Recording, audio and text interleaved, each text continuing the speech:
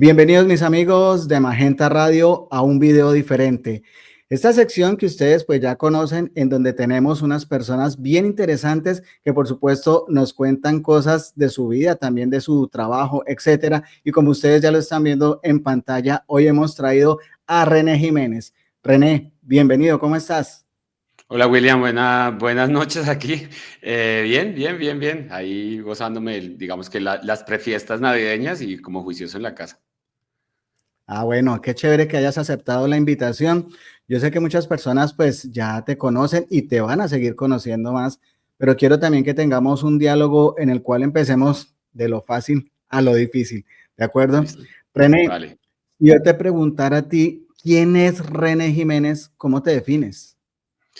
Yo soy un comediante, básicamente. Digamos que eso es lo que más ha definido los últimos años de mi vida. Y puedo decir que soy una persona que opina de la realidad nacional desde hace unos años, que está muy pendiente de lo que pasa en la realidad nacional, de lo que pasa con la gente, que a veces lo trato con humor, pero a veces también me gusta sacar pues lo que he aprendido y digamos que el conocimiento que uno tiene. Y pues sí, soy muy del pueblo, vengo de abajo, soy bogotano, soy de barrio, soy digamos, de la gente del barrio y eso, y pues gracias así como a la educación y a esas cosas que uno recibe, digamos que también tengo mi propia visión de lo que pasa en el mundo y de lo que pasa alrededor de los diferentes fenómenos que se dan, y también como que trato de suavizar la cosa a través del humor y de por lo menos poderlo tomar de una manera más amable.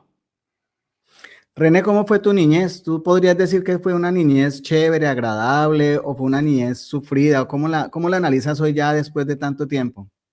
Yo creo que fue una niñez dura, fue muy dura, digamos, yo crecí solamente al lado de mi mamá y bueno, y después mi mamá tuvo una hermana que también es hija de otro señor, pero somos solamente los tres, crecí en un ambiente, digamos que pobre medianamente, digamos que mi familia de origen es de un barrio del sur de Bogotá, pero tuvimos que vivir todavía más al sur, entonces sí me choqué con muchas situaciones de la pobreza, con muchas situaciones de una pobreza bien extrema. Siempre me he preguntado por qué en medio de toda la pobreza en la que viví, de todas maneras siempre pensé en estudiar y en salir adelante y en no quedarme ahí en lo que uno ve alrededor de uno, porque digamos que yo sí crecí, digamos que mis amiguitos de infancia en gran medida, o muchos de ellos, no todos, pero sí muchos de ellos terminaron en la delincuencia o ni siquiera alcanzaron a crecer, digamos que yo viví esos fenómenos al lado mío, y tuve una infancia como con algunas carencias, ¿sí? Digamos que yo digo algunas carencias porque uno veía gente todavía más pobre que uno,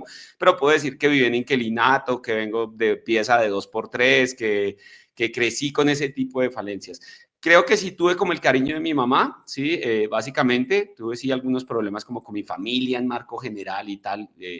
Puedo decir, digamos, que mi familia no era que esperara mucho de mí realmente, pero las cosas se fueron dando y la vida me cambió muchísimo. Pero sí tuve una infancia, digamos que bastante dura, bastante jodida, con unos entornos como muy duros. Lo que sí no sufrí nunca, digamos, fue el abandono de mi madre o malos tratos o violencia intrafamiliar o eso, no, eso sí nunca lo tuve. Tuve sí un ejemplo de hay que estudiar, hay que luchar, hay que trabajar, hay que tratar de salir adelante, eso sí lo tuve cerca de mí todo el tiempo. ¿En qué barrios vivías? Yo nací realmente en el Quiroga, que es como la Caracas con 32 Sur, pero llegué a Al lado, vivir al lado del en Lucero Restrepo. Bajo. Es Sí, que al eso, lado del más allácito Restrepo. del Restrepo. Sí, sí, más Eso. allácito del Restrepo. Pero llegué a vivir en Ciudad Bolívar, por ejemplo. Yo viví en el Lucero Bajo, en la Alameda, viví también por el lado de Usme, en un barrio que se llama El Oasis. Luego, bueno, cuando ya entré en la adolescencia, eso, mi mamá le dio un cáncer.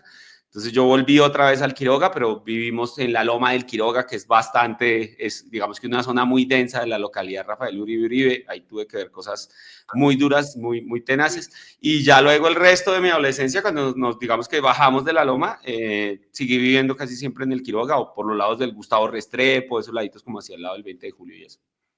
Yo esa zona la conozco muy bien, bastante bien. Viví también mucho tiempo en ese sector y tiene como una mezcla salvaje, digámoslo así, porque hay una Sí. zona como muy comercial, pero también hay muchos colegios, hay mucha afluencia de personas y uno se encuentra de todo un poco. ¿Alguna vez te pasó algo extremo o ya digamos uno se acostumbra y los demás se acostumbran a verlo a uno? A mí realmente no, a mí personalmente nunca me pasó nada extremo, ¿sí? También es por eso, porque como usted es del barrio, entonces pues nadie le hace nada, nadie lo toca, ¿sí?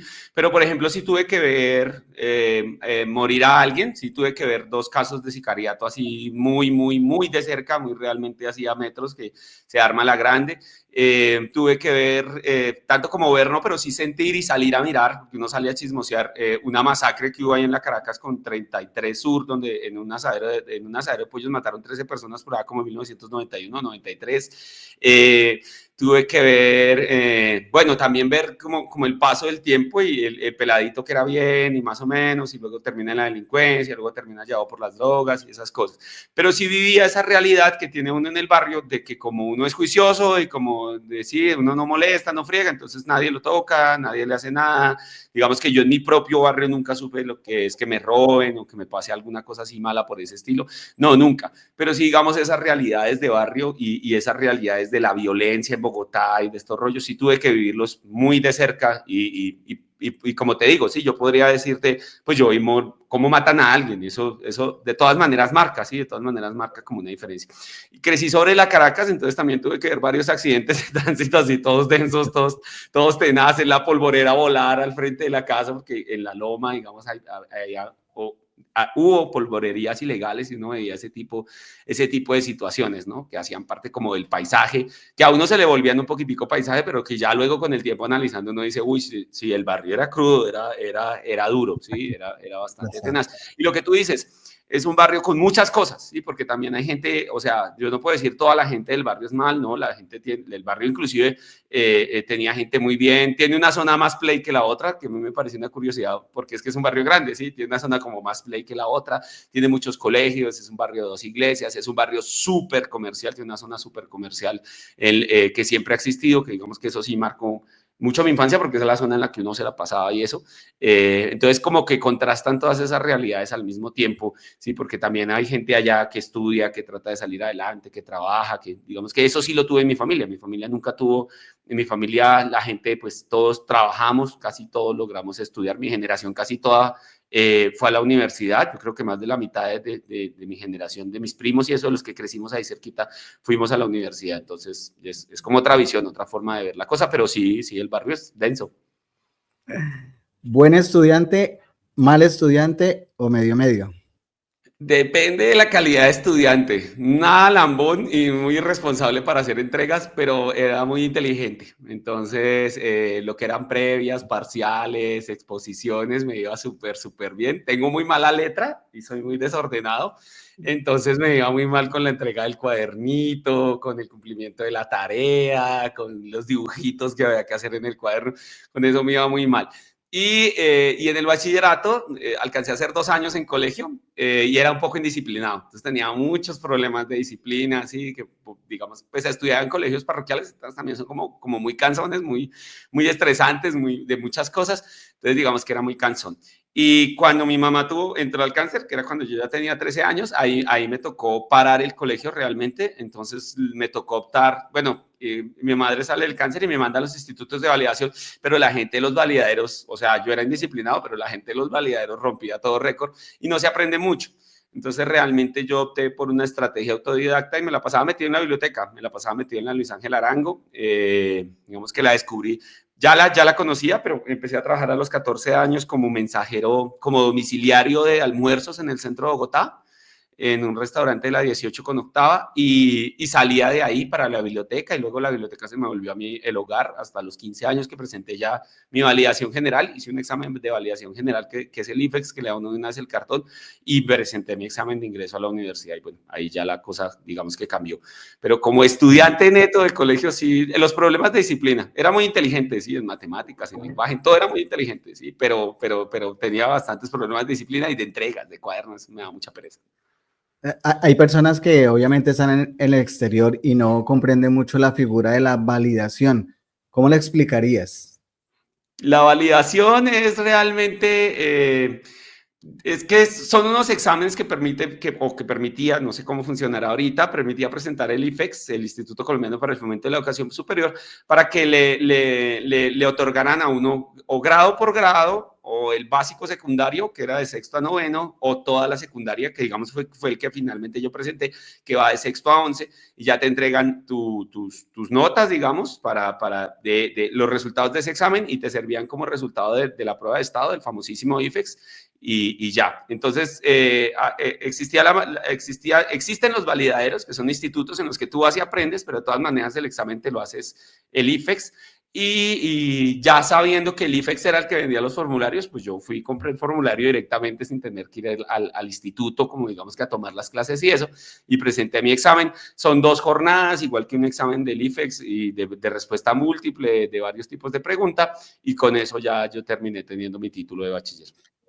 Cuando yo estaba en Colombia y trabajaba con el distrito, muchas veces los padres de familia le decían a uno, a mí me va a tocar sacar a este muchacho y que termine el bachillerato allá en un validadero, y era como una especie de castigo, ¿cierto? Porque el muchacho pensaba, uy, no, pero ¿cómo vamos a perder aquí todo digamos, ese desarrollo que hay al interior de una institución educativa, que los bailes, que las salidas pedagógicas, Los bueno, amigos. cualquier cantidad de cosas, los amigos, claro, porque de todas maneras el entorno formativo es otro, ¿no? Pues también incide.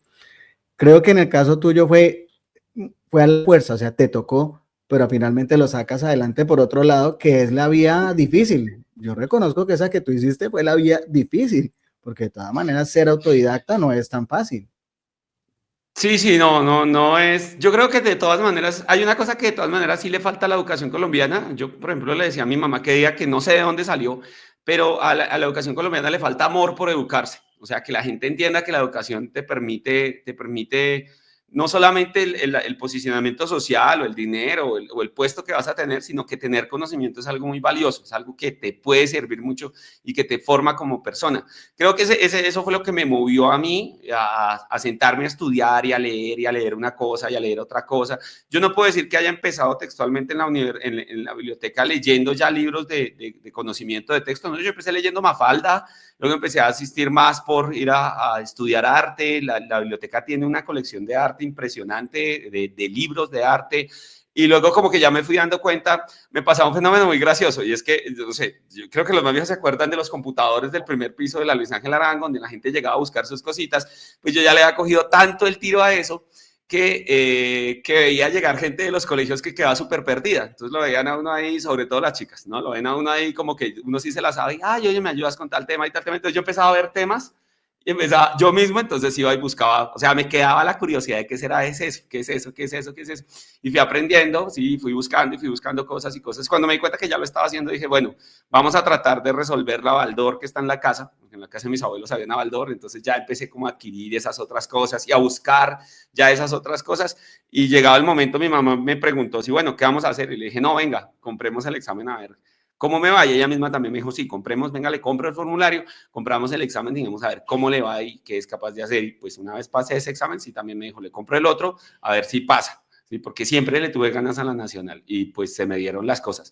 Sí, y sí lo digo y se lo digo a mucha gente, e incluso se lo digo a mis hijas, y es, goces el colegio, porque yo sí digamos que sí, no es como, pues no puedo extrañar lo que no tuve, pero sí digo, ay, lástima no haber tenido el colegio, sí, la noviecita del colegio, la salida del colegio, los compañeros, todas esas cosas de ese entorno, sí, digamos que sí duele no haberlas tenido, pero pues bueno, ese fue el camino, y como dicen en el Mandalorian de Star Wars, el camino así es, entonces ahí fuimos forjándolo.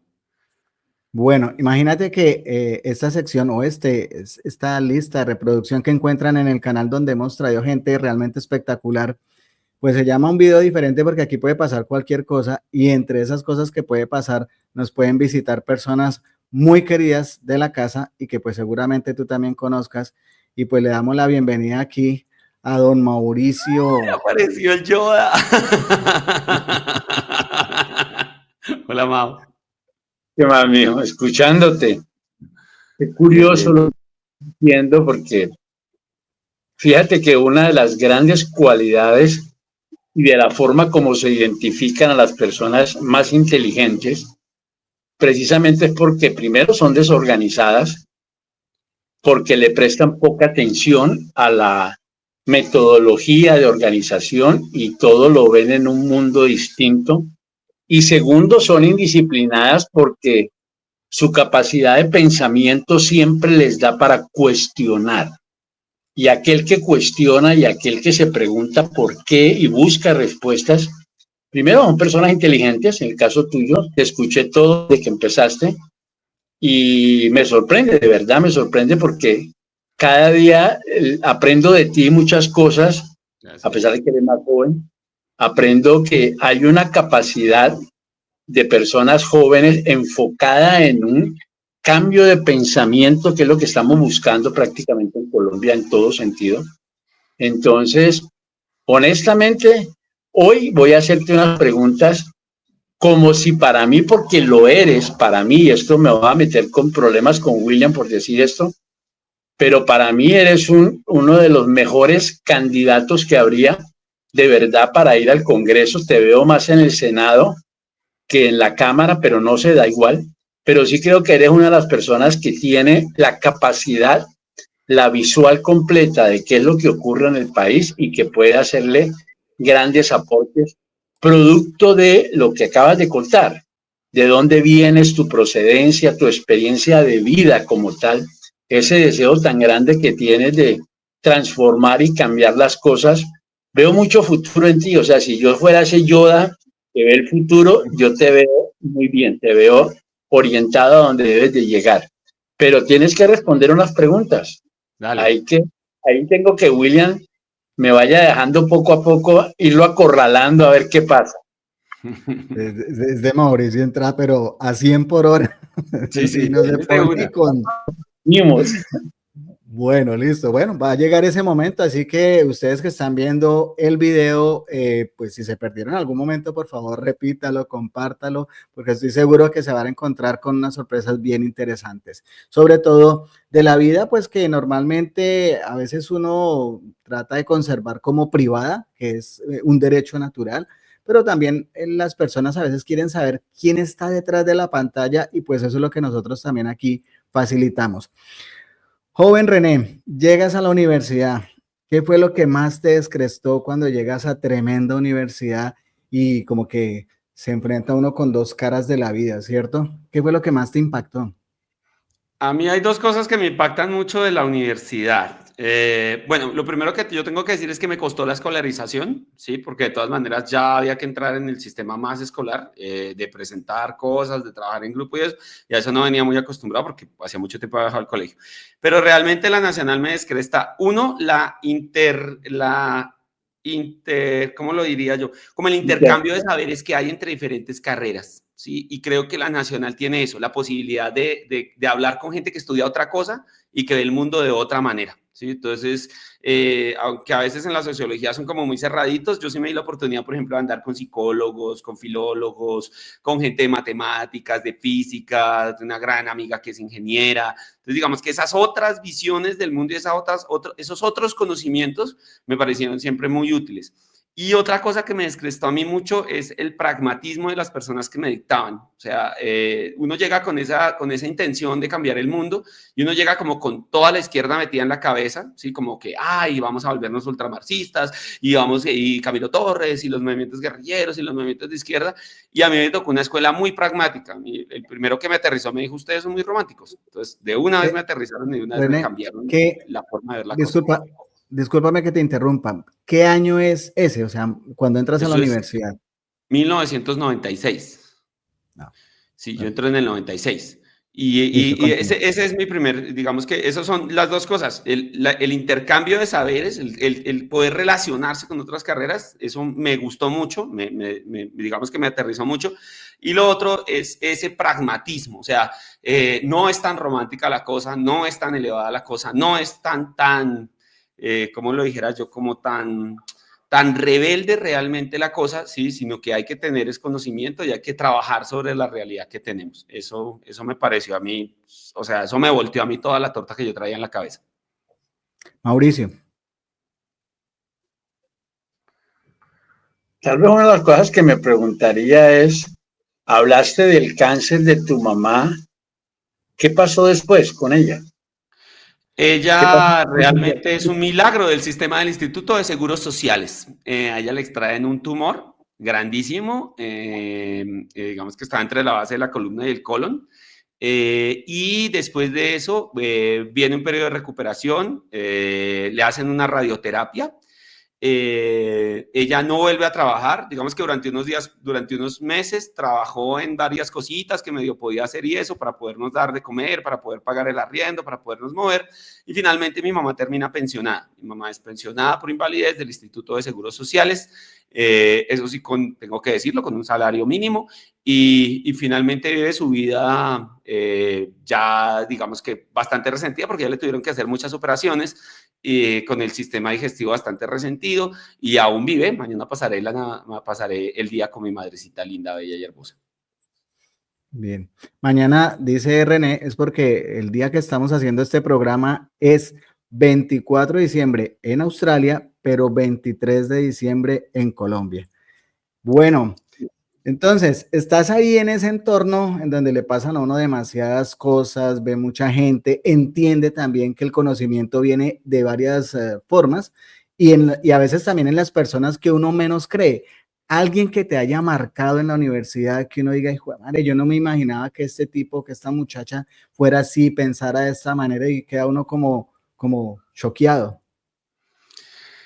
Hay dos personas que me marcan. Uno me marca la inducción, me toca la inducción con Jaime Garzón, que todo el mundo ha visto en video. Y Jaime Garzón dice, sí, a mí me toca esa inducción. Yo soy de esa inducción en que lo llevaron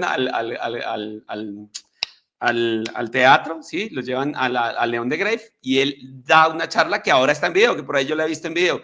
Y él dice algo que a mí me parece muy interesante, que digamos a mí sí me alejó de perder el tiempo en la universidad, y era, usted sale de acá, pero usted trabaja para las personas que le pagan la carrera, y quienes le pagan la carrera, aunque sus papás hagan una inversión muy grande y todo el rollo, son las personas que no pueden entrar acá, ¿sí? La señora del aseo, el señor que vende el Bonais, el señor que embola zapatos. Eso me marca a mí muchísimo. Y hay otra persona que me marca a mí, que es mi súper compañera, mi amiga, mi pana del alma, se llama Andrea. Ella estudia conmigo y ella viene del extremo, de lo contrario al que yo vengo. Ya viene de graduarse en el Eucarístico, vive en la colina de Suba, es otro mundo, ¿sí? Pero encontramos cosas, digamos que a nivel personal, que nos unen, y empiezo a descubrir o sea, me quito el prejuicio sobre el estrato y la clase social y empiezo a descubrir otra persona y a la persona y los conflictos humanos y los conflictos dentro de la familia, y digamos que no es tan chévere, digamos que el dinero o la posición social tiene sus cosas lindas, pero también tiene otras cosas que no son, y me permite también relacionarme y aprender como un poco como más a relacionarme con la gente. Digamos, yo siempre había estado como muy solo, como muy ermitaño, como muy yo, y ella es la que empieza a mostrarme otro mundo, me muestra el cine, me muestra los cuenteros, yo termino siendo cuentero, me muestra y me ayuda muchísimo en el sentido de esas cosas que yo no había adquirido en el colegio, que necesitaba adquirir y con las que necesitaba defenderme, y puedo decir, sí, eso a mí me marca bastante, ¿para qué? Mauricio, dale.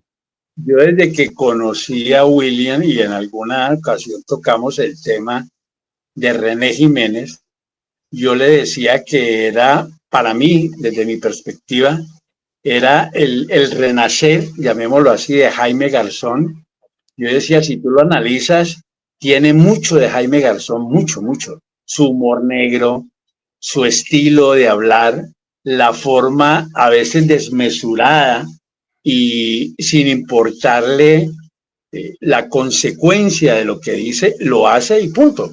Es muy espontáneo, muy impulsivo, le decía yo. Y yo lo veía, te veía y yo decía, es una copia, hasta las gafas las tiene, pues yo decía, es una copia. Hasta los grefos.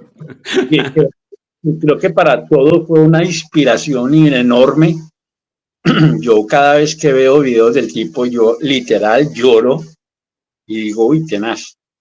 Pero te veo a vos así. Lo que Garzón nunca logró fue incursionar en la política directamente, o sea, ser parte del Senado, del Congreso, no le importó. Lo de él fue más enfocarnos a mostrarnos a nosotros, de ir a las universidades.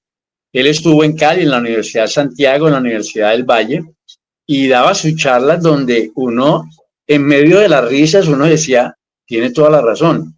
Nosotros somos unos pendejos que no reaccionamos ante la realidad que estamos viviendo, Y a él le tocó en esa época, mientras tú estabas en la universidad, que era la época dura del narcotráfico, donde estaban los carteles en su apogeo, dándose plomo, y el hombre estaba ahí en el medio hablándonos de política, de corrupción, de todo lo que pasaba con estas familias que todavía siguen ahí en el poder.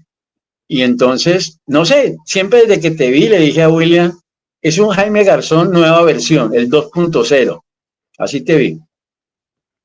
A mí me da risa lo de Jaime Garzón cuando me lo dicen porque me dicen, tengo unos amigos, tengo un amigo de la comedia que se llama Sebastián Rincón y me dice, uy, llegó Jaime Garzón y no me diga eso que me corre el frío por la espalda, yo sí quiero envejecer, no sea abusivo conmigo, ¿no?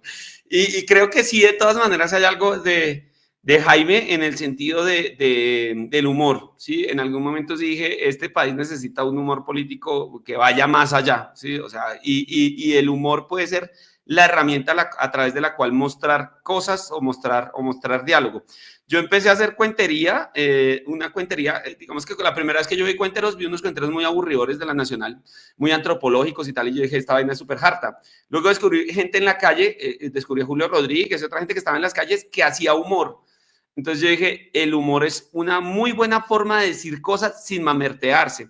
Porque digamos que había algo hartísimo de la universidad, es cuando se paraba el compañero echaba el mismo carreto desde los 70 y en el mismo tónica, entonces se paraba allá, y compañeros, la lucha, y no, marica, eso aburre, o sea, con razón no se le sienta a nadie, no se le queda a nadie. En cambio, usted sí le puede decir cosas a la gente a través de un lenguaje mucho más calmado, mucho más pausado, inclusive con el humor los pueden bobar y cuando menos se da cuenta los tienen bobados y les dice algo mucho más trascendental y la gente lo va a copiar mucho más fácil, como con más cariño y va a lograr entender o va a lograr uno, digamos que transformaciones o hacer caer en cuenta, hacer razonar a la gente de una manera más sutil, más subliminal, por así decirlo. Entonces creo que sí vi eso en algún momento y dije, eso me interesa, ese pedazo me interesa mucho y el país lo necesita, y este país lo necesita. ¿Tú te René, casaste?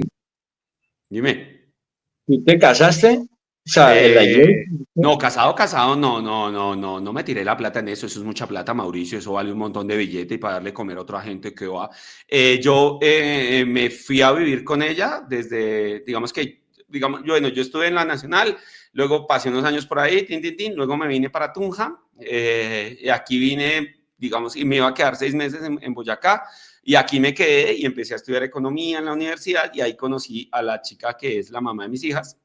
Con ella nos fuimos a vivir siendo estudiantes y empezamos ya a armar un hogar, digamos, sí, o sea, ya vivir juntos y a camellar juntos. Yo no quería tener hijos, ella me convence de tener mis hijos y vivimos juntos. Fue una relación de 13 años, de la cual pues están mis 2 hijas, que son hijas planeadas, todo el rollo.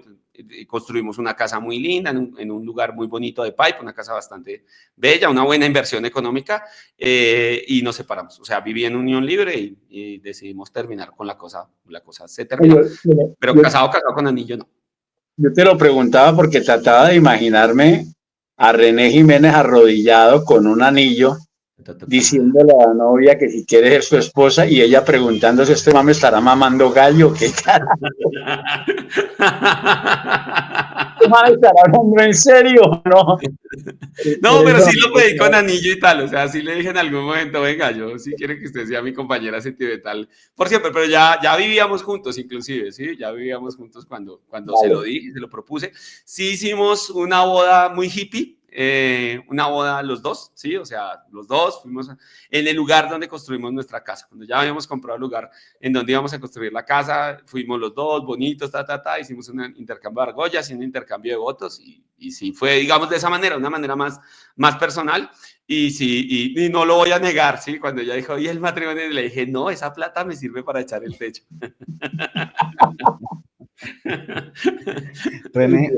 René, tú en el día a día, digamos en ese entorno familiar, ¿cómo eres o cómo crees que te ven las demás personas? ¿Te ven divertido, te ven muy serio, te ven muy mamerto, te ven muy estricto? ¿Cómo crees que te ven? Bueno, yo hoy en día vivo solo, pues por la cuestión de la separación y todo el rollo. Y digamos que tengo todas las facetas que necesito tener, ¿sí? Yo normalmente soy muy divertido, hago chistes, me río, he aprendido a ser padre guiándome, entonces digamos que no puedo decir yo que soy estricto, pero sí tengo como unas reglas claras, como opto por el diálogo, digamos que arrancando la paternidad, pues uno no sabe qué herramientas tienes y tuve que inicialmente como que iba a regañar y eso, pero sí, pues en el mismo entorno, yo estoy muy cerca de la Universidad Pedagógica y de acá de Tunja, entonces digamos que ahí sí tengo amigos pedagogos, amigas pedagogas, entonces bueno, dime más o menos por dónde me voy, qué debo leer, cómo aplico la psicología, porque digamos, tú te lees los libros de Freud y él no te dice cómo se aplica eso, ¿sí? Entonces digamos que ya busqué unos textos que me permiten manejar el diálogo con mis hijas, ¿sí? Soy de un diálogo, y cuando estoy de mal genio, sí soy de muy mal genio, sí, soy muy fastidioso y me da mal genio con el hambre. O sea, yo soy, uy, usted sabe que yo estoy de mal, si yo tengo hambre, no sé hacer que me tienen que llevar a comer, tengo que comer, porque si no me da muy mal genio. Pero sí, normalmente, pues lo que yo soy es, pues, graciosito, mamagallista, muy hablador. Descubrí, por ejemplo, que canto las cosas que hago. Hace unos años perdí la voz por problemas gástricos, realmente fue, y por desgaste del trabajo como cuentero, como comediante. Entonces yo me la paso cantando. Yo empiezo, hay que lavar los platos con cariño y con amor. O cuando ella está brava empiezo, uy, el toro está re bravo y hay que torear. Ese rollo sí, digamos que eso sí tengo. Y no sé si lo logran percibir los demás, aunque si tú me pones a decir, yo debo creer que los demás siempre piensan que yo estoy dando como lecciones, ¿sí? Entonces cualquier cosa, y entonces yo empiezo, no, pues eso también es debido a tanta, y hay una cosa que sí me gusta y es acumular varios tipos de conocimiento. Para no hablar, pues lo voy a decir, para no hablar mierda, sino para saber de qué estoy hablando. Entonces casi siempre hablan de una cosa, entonces yo sé de historia, yo sé de mecánica, yo sé de, bueno, de matemáticas, de física, de un montón de cosas así, sí, eso sí lo tengo. Y puedo decir, pues, digamos que con mis hijas hay unas reglas claras, hay unas cosas que no se pueden hacer y de todas maneras, pues hay que educarse, ¿me entiendes? No se puede dejar que hagan cualquier cosa, sino que hay que tener como unos criterios, unos valores, unas cosas que no te pases de ahí, no seas violento, no respondas, no abuses del poder, no, o se utiliza muy bien tu inteligencia, sea amable. Yo soy una persona muy amable, creo que, no sé si es una cualidad rola, sí, pero uno es de los que, buenas, me hace un favor, es tan amable, si sería tan gentil, sí, da como 3 vueltas para pedir una cosa, eso sí lo tengo, sí, digamos que es algo que yo sí considero que es una característica conmigo, sí, y sí, soy muy mamagallista, o sea, sí, todo el tiempo sí estoy tomando el pelo. René, ¿en qué momento tú dices me voy a meter a la comedia? Porque entiendo que sales de la Nacional, ¿cierto? ¿Qué título obtuviste en la Nacional primero? Yo estudié sociología en la Universidad Nacional, sí, y mi título es un desfase, pero sí. Yo me meto en la universidad, ¿sí me entiendes? Estando en la universidad, descubro los cuenteros, ¿sí? Y me meto en la cuentería, pero en una cuentería con humor, ¿sí? O sea, digamos que al principio, inclusive yo ni siquiera empiezo en la universidad como tal, sino siendo estudiante, pero en la calle, en el Chorro de Quevedo, donde sí se podía hacer ese tipo de cuentería. Éramos la antítesis de los cuenteros de la ciudad, no nos querían ni 5 en los espacios universitarios, porque ya no estábamos con el solecito y la esta, sino con cómo rumbearse a la gorda de la fiesta, cómo perder la virginidad, ¿sí me entiende? Con el personaje como en el paisa chabacán, el metalero. Entonces, así es como empieza la cosa. Y yo entro ahí. Una pregunta. Qué pena te interrumpo. En esa época todavía no hay el stand-up comedy, ¿o sí? No lo había. No. Esto es como los inicios del stand-up comedy prácticamente. Y no sabíamos que lo hacíamos, porque teníamos una cosa que llamábamos, uno tenía como una historia, pero en la historia habían varios apuntes que hacía que la gente se riera, ¿sí? O sea, uno buscaba que la gente riera, y esos apuntes realmente son el stand-up comedy, ¿sí?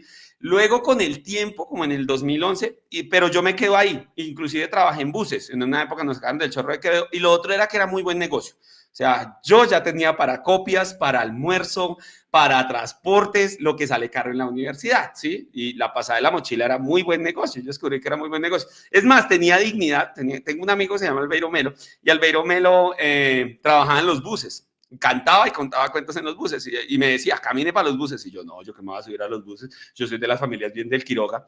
Hasta que un sábado me convencen a acompañarlo y al acompañarlo me doy cuenta que hace plata, o sea, era harta plata. Uno se hacía 5.000 pesos por bus, bien trabajadito, usted se hacía 5.000 pesos por bus en 1999 o en el 2000 más o menos, ¿sí? Que es ya cuando entró como en forma con la cosa. Y eso era plata, ¿sí? O sea, bien. Entonces empiezo a trabajar buses. Eso sí, de manera muy estratégica. Yo salía de mi casa súper temprano, iba hasta la séptima con 127 o más allá, y ahí cogía los buses que pasaban por Cedritos, que van por toda la séptima, que van para la Javeriana, que pasan por la 72, donde la clase media se trepa y donde había más plática para poder cobrar. Y me hacía 3, 4 bucecitos, cada bucecito 5 luquitas. Se los voy a equiparar. El Transmilenio valía 900 pesos.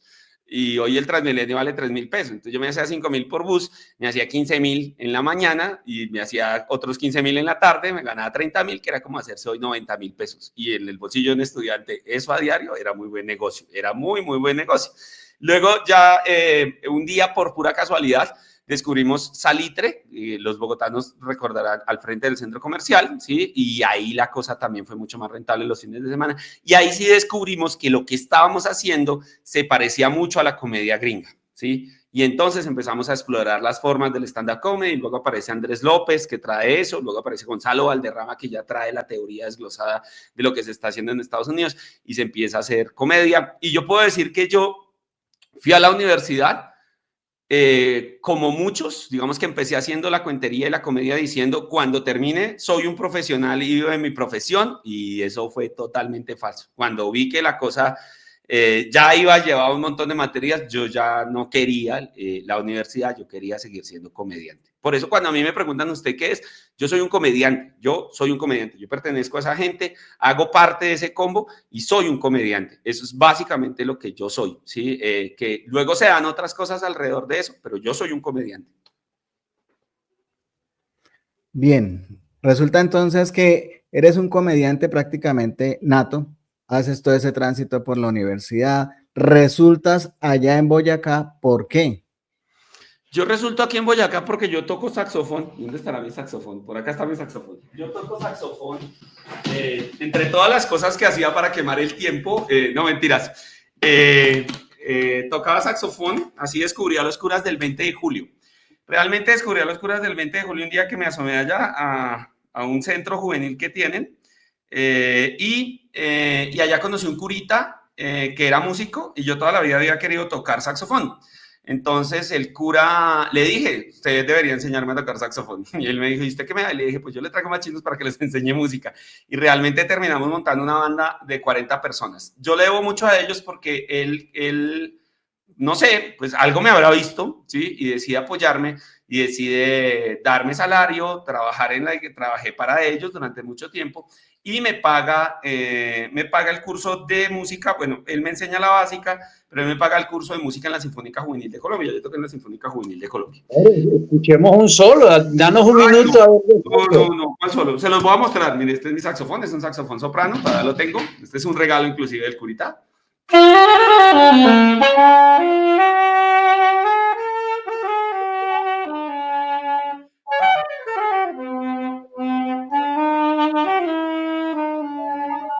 Este es mi juguete. Entonces, estudiando música, conocí a un man, a un japonés, que era director. Y el japonés se vino para acá, para Boyacá, y me dijo, yo voy para Boyacá a dirigir. Y yo estaba como aburrido en Bogotá, como muy estresado, como muy cansado. Y me dijo, ¿por qué no viene conmigo y me ayuda como asistente de dirección? Inscríbase en la universidad, pase los exámenes de admisión en música y allá usted me ayuda. Entonces yo pasé unos exámenes acá para admisión, fue facilísimo, hay que decirlo, y llegué acá. Y él estuvo 6 meses, 9 meses y se fue. Y yo en ese momento dije, no, pues la verdad yo no quiero estudiar música ni nada de eso, ese no es mi rollo, ya le ayudé a este me paga. Pero aquí empecé a narrar en la universidad. En esa universidad, digamos que más por coincidencia, por insistencia de un vecinito mío que me dijo, ¿en serio usted cuenta? Y hágalo, inténtalo. Entonces me quedé ahí en la universidad y cuando él se fue, yo me quedé aquí unos meses más y luego me salió como un contratico para ejecutar a distancia, entonces ya tenía mi apartamento, ya tenía mi independencia, ya tenía mi compu, empecé a ejecutar el contratico a distancia, empecé como a moverme aquí en Boyacá y poco a poco me fui quedando, como al año, como a los 2 años, me inscribí en economía de la UPTC acá, ¿sí? Y ese sí, ahí yo duré unos 6 semestres y en un ejercicio ay, ¿de qué era eso? Tocaba medir la liquidez de unas empresas, una vaina así, ¿sí? Era un ejercicio económico. Y estaba midiendo la liquidez de cuándo entra, cuándo sale, como, sí, para más o menos como para aprender a hacer balances y eso.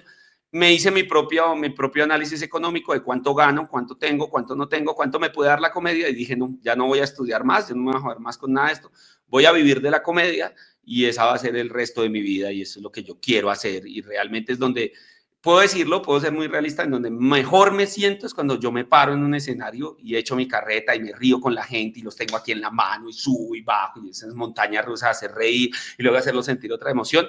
Dije, no, no, la verdad, chévere la academia y todo, chévere todo ese conocimiento, pero lo mío va a ser hacer reír, ¿sí? Y así fui terminando acá. Luego, en ese trance, en esos años la conocí a ella, a mi ex esposa y pues ya viene el rollo de la familia, mis hijas, todo ese rollo y me voy quedando acá. Y tiene 2 cosas muy chéveres, es económico, es muy económico, Boyacá es muy económico y es muy seguro. O sea, aquí sinceramente nosotros sí podemos sacar el celular en la calle, cosa que, por ejemplo, no se puede hacer en Bogotá, no se puede hacer en Cali. Digo, aquí no va con su celular así en la mano, tranquilo, no le va a pasar nada. Bueno, hay algunos casos esporádicos, pero sí es muy tranquilo. Y voy a hacer un plus, voy a hacer un comercial. Es muy bonito. Uy, es muy bonito. Es muy, muy, muy bonito, ¿sí?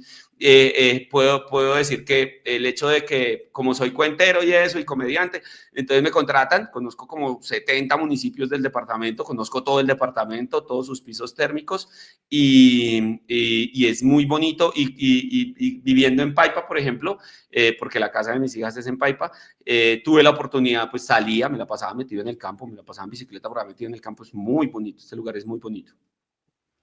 Bueno, Mauricio, tu pregunta. Bueno, ya es hora de pelar el marrano. ¡Ay, no! Es hora de sacar el tocino y empezar a entrarnos. Uy, se van a hacer tamales en la casa de Mauricio. Pregunta. ¿Qué clase de reforma, una nomás, puedes escoger que es necesaria hoy en Colombia? La reforma laboral. Se necesita que la gente tenga mejores ingresos, mejor salario, mejor tratamiento en el salario. Necesitamos una reforma laboral. Esa es súper urgente. Uno de los problemas más grandes que tiene este país es la inequidad. Hay mucha pobreza.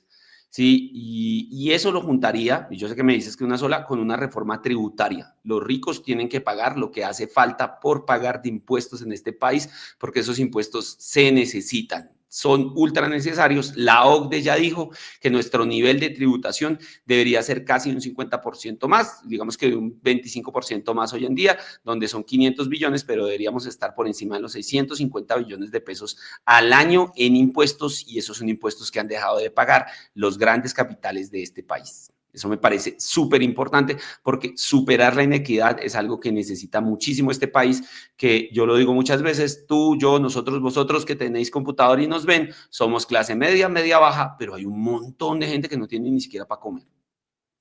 Pregunta. Sí, Pregunta dale. sobre que William se meta, que yo sé que ya va a saltar. ¿Cuánta plata nos podemos ahorrar en Colombia si el ataque a la corrupción a través de una reforma de justicia se hiciera? Yo respeto tu reforma laboral, respeto tu reforma en la parte de comercio y de industria, pero sigo creyendo que el ahorro nomás que se lograría a través de una reforma de justicia que realmente le ponga el tate quieto a la corrupción en Colombia equivale casi al 50% del Producto Interno Bruto del país. ¿Qué piensas de eso? No, eso es muy alto. Yo ahí sí me voy a las cifras. Cuando uno entra a economía, una de las preguntas que casi todos han hecho es, ¿las cifras del DANE son reales o cómo confiar en esas cifras o cómo confiar en las cifras que publican? ¿Sí? Todo uno llega con ese espíritu real de decir, eso es falso, es mentira. Realmente las cifras son reales. Porque digamos que cifras que toma el DANE o que saque el DANE van a ser medidas también por la CEPAL y van a ser medidas también por organismos privados, como por ejemplo Corfi Colombiana, el BBVA tiene un observatorio también de cifras en el país y es muy importante tener claridad en esas cifras. La Contraloría hizo un análisis de lo que se roban está entre 50 y 60 billones de pesos al año. Y esos 50 o 60 billones de pesos no alcanzarían para llegar realmente al nivel de tributación que hay. Creo que sí son necesarios, que equivalen a una gran proporción de lo que directamente se roban. Creo que hay otra forma de robo que es todavía, que hace que es más nociva, y es la mala ejecución de los recursos. O sea, recursos que no se roban, pero que quedan mal ejecutados o que se ejecutan mediocremente. Voy a dar un ejemplo. Si la plata que le metimos a Transmilenio se la hubiésemos metido al metro, no tendríamos ese atraso que tenemos hoy. Si no nos comiéramos ese cuento de que es más barato, pero hace lo mismo, no tendríamos ese atraso económico que tenemos hoy. Tendríamos unas inversiones en infraestructura mucho mayores. Si en vez de andar pensando en unas vías 4G que se han robado como 3 o 4 veces, hubiésemos cambiado el sistema férreo nacional, porque entre otras cosas nuestro tren no sirve para un carajo, porque lo hicieron más angosto de lo que realmente debería ser, porque era más barato y hace lo mismo, básicamente, tendríamos un sistema férreo que nos permitiría tener una mayor competitividad en el transporte de las mercancías a nivel nacional, porque sale más caro poner una tonelada a Bogotá-Buenaventura que Buenaventura-San Francisco en los Estados Unidos. Entonces, ese es un pedazo muy importante de entender que el ahorro estaría más o menos entre los 60, 80 billones de pesos anuales de lo que se roban realmente en este país.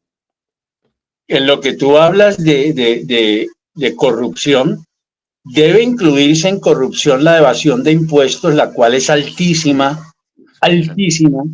Entonces, si tú le incorporas a esos 50 billones promedio y le agregas, o sea, es que el proceso, el paseo de la corrupción, la gente siempre cree que es la plata que físicamente se robaron del erario, porque no hicieron las obras, porque no sé qué, o sea, hay 10.000 formas ya por ahí de averiguar qué corrupción, pero también existe la otra corrupción que sin haberle quitado al Estado, dejaron de aportarle y entregarle al Estado.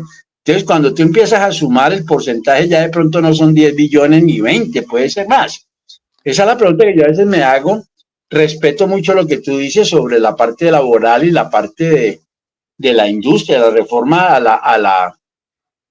se me fue, a la... Hay una laboral y una reforma tributaria. ¿De cuánto se tributa realmente? En la tributaria hablamos del mismo problema, ¿no? De que es la parte de quienes están realmente, da tristeza cuando muestran esas declaraciones de renta de personajes que ya sabemos quiénes son, que son dueños del país y salen en cero y uno dice, joder, y uno hace 10 videos, cobra una platica en YouTube y ya le llega el informe de Bancolombia diciéndole tienen que pagar impuestos y uno dice, ¿en serio? Si ni siquiera llegué al mínimo, es de ese tamaño. O sea, hay muchas cosas que están fuera del foco principal de la corrupción, pero que están ahí, que son parte de ellas. Ahora sí, William, todo tuyo. ¿En qué momento llega Radio Colombia? Radio Colombia llega en la pandemia. Realmente es cuando yo empiezo a sacar ya directamente mi programa, pero es un proceso de años. O sea, yo como comediante me he dado cuenta que en las redes se movía mucho y estaba pensando en generar un contenido para redes desde la comedia. Nunca lo encontré.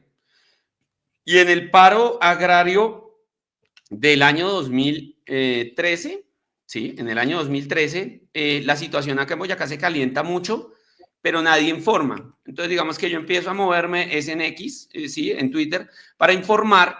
Y un día salgo y me doy cuenta que, bueno, primero que todo estaba dándome cuenta que todos los días estaban dando, las noches en Tunja eran horribles. Y Y entonces yo salgo a la calle, busco a los pelados en un punto de concentración que tienen, que se llama la Glorieta Norte.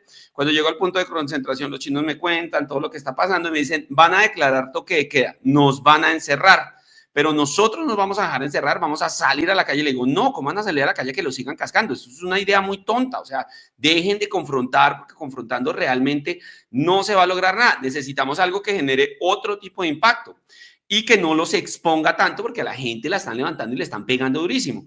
Entonces les digo, ¿por qué no hacemos un cacerolazo? ¿Por qué no promueven un cacerolazo?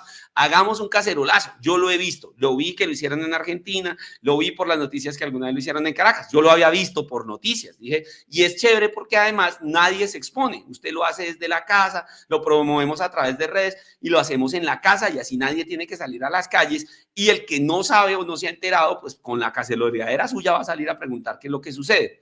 Paradójicamente, el cacerolazo sale, inclusive es muy chistoso porque el cacerolazo sale de uno de los barrios que no son cercanos a la universidad pública, que no están sufriendo tanto la problemática de violencia, pero los pelados de la universidad que viven en ese barrio salieron, empezaron a cacerolear con la Junta de Acción Comunal, se movieron por el barrio, es el barrio en el que yo hoy vivo en Tunja, entre otras cosas, se movieron por el barrio y al moverse por el barrio decidieron ir hacia el centro y es increíble como a esa pequeña movilización se fue sumando toda la ciudad y ese es el famosísimo cacerolazo del paro agrario que entre otras el Partido del Tomate y Daniel Quintero se lo querían apropiar como propio, como suyo. Yo realmente no salgo a las calles, sino que me quedo en las redes trinando eso.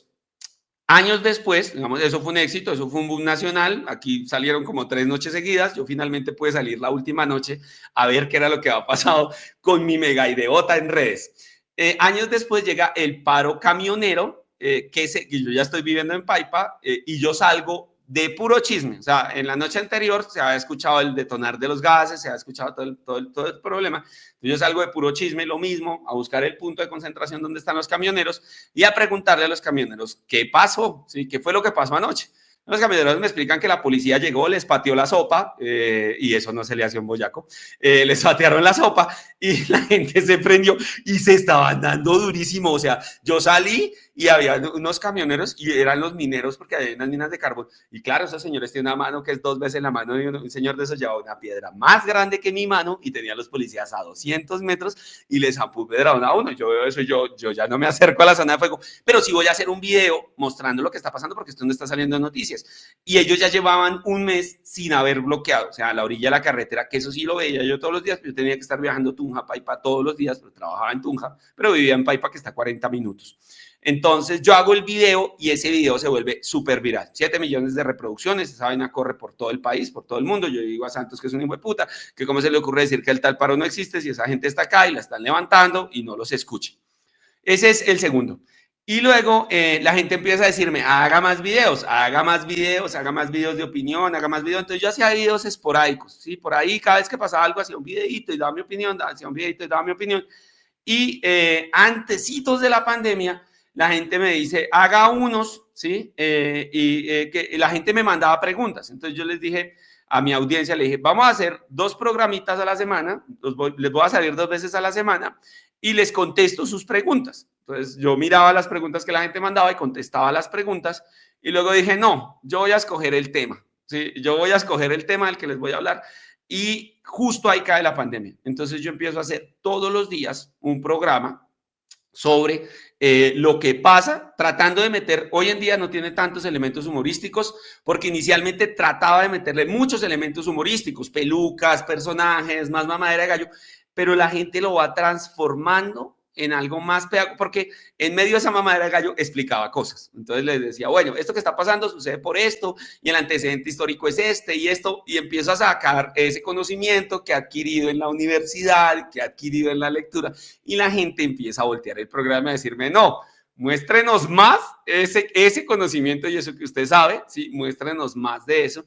Y así es como nace Radio Colombia y empieza Radio Colombia a volverse una cosa de todos los días y empieza a volverse mi trabajo, porque inclusive yo soy muy franco con la gente, muy directo, y les digo, bueno, tienen que financiarme porque yo pues no puedo estar gastando tiempo que debería estar trabajando, tengo mis responsabilidades, tengo mis hijas, tengo que pagar un montón de cosas, y la gente misma empieza a decir, no te preocupes, gordo, y empieza a llegar, y a llegar, y a llegar, y a llegar, y existe un personaje que a veces saco, que es el pastorciño, que digo, hermanos, es momento del diezmo, no olvidéis vuestros aportes, ¿sabes? El dinero te esclaviza, el dinero te maltrata, el dinero es una cruz, yo cargaré esa cruz por vosotros, y en eso soy muy franco, y así es como Radio Colombia va a cumplir 5 años el año que viene. Y así es como se va transformando. Dime. Ese eslogan del portugués se utiliza ahora mucho en el Senado y en el Congreso. Primero que yo te lo administro, pan de cada día, hoy en día, ¿no? Ahí, yo creo que justamente también hay una idea, ahí sí como lo mencionaste hace un rato, bastante romántica también sobre el trabajo en redes y sobre el activismo. Y es que hay dos ideas. La primera, mucha gente piensa, y sobre todo jóvenes, que entrar a YouTube o a las redes sociales lo vuelve a uno automáticamente millonario. O sea, esa mentalidad como traqueta que heredamos desde los años 80, en donde la gente quiere hacerse millonario rápido, que no le toque hacer casi nada, y ojalá si le llevan la plata en cajas allá a la casa, mejor todavía, y eso pues realmente no pasa. La segunda idea es que la gente simplemente trabaja por amor al arte, pero es que uno no puede ir a decir, toma, te pago el transporte con 200 likes, obviamente siendo los likes muy importantes para nosotros porque es lo que genera que se mueva el contenido, pero la realidad es que es un trabajo que afortunadamente, desde mi punto de vista, es el trabajo que a uno le gusta hacer, porque no es fácil aguantarse, primero que todo, los insultos, que también los hay. En la mayoría de nuestros canales, pues hay gente muy pilosa, muy agradecida, de verdad que valora lo que está haciendo, y el mensaje y agradecimiento es para ustedes. Pero también hay personas que ni siquiera miran el video. Es más, el video ni siquiera ha empezado y ya viene el madrazo, ya viene la cizaña, etcétera. Pero al final de cuentas es demasiado el tiempo que se invierte investigando, haciendo un guión, saliendo en el trabajo propiamente en el vivo, pero posteriormente hay otro trabajo y luego comienza el trabajo para el día siguiente. O sea, realmente esto es un trabajo. Repito, que afortunadamente nos gusta hacerlo, y quienes hemos estado en medios de comunicación toda la vida, pues con mayor razón lo apreciamos, ¿cierto? Entonces, mi pregunta, René, en ese entorno es, ¿cómo ves tu audiencia? ¿Cómo la percibes? ¿Qué es lo que más valoras de ellos? Yo veo a mi audiencia, se los dije en el especial estoy llevando a mi audiencia al auditorio, ¿sí? Y lo hago desde que cumplimos el programa número 1000. Entonces hagamos un especial. Y llegaron todos y me sorprende cuánto me quieren. O sea, me quieren muchísimo, muchísimo. Una de las primeras cosas con las que me he estrellado con mi audiencia es que no es tan joven. Mi audiencia ya tiene sus años.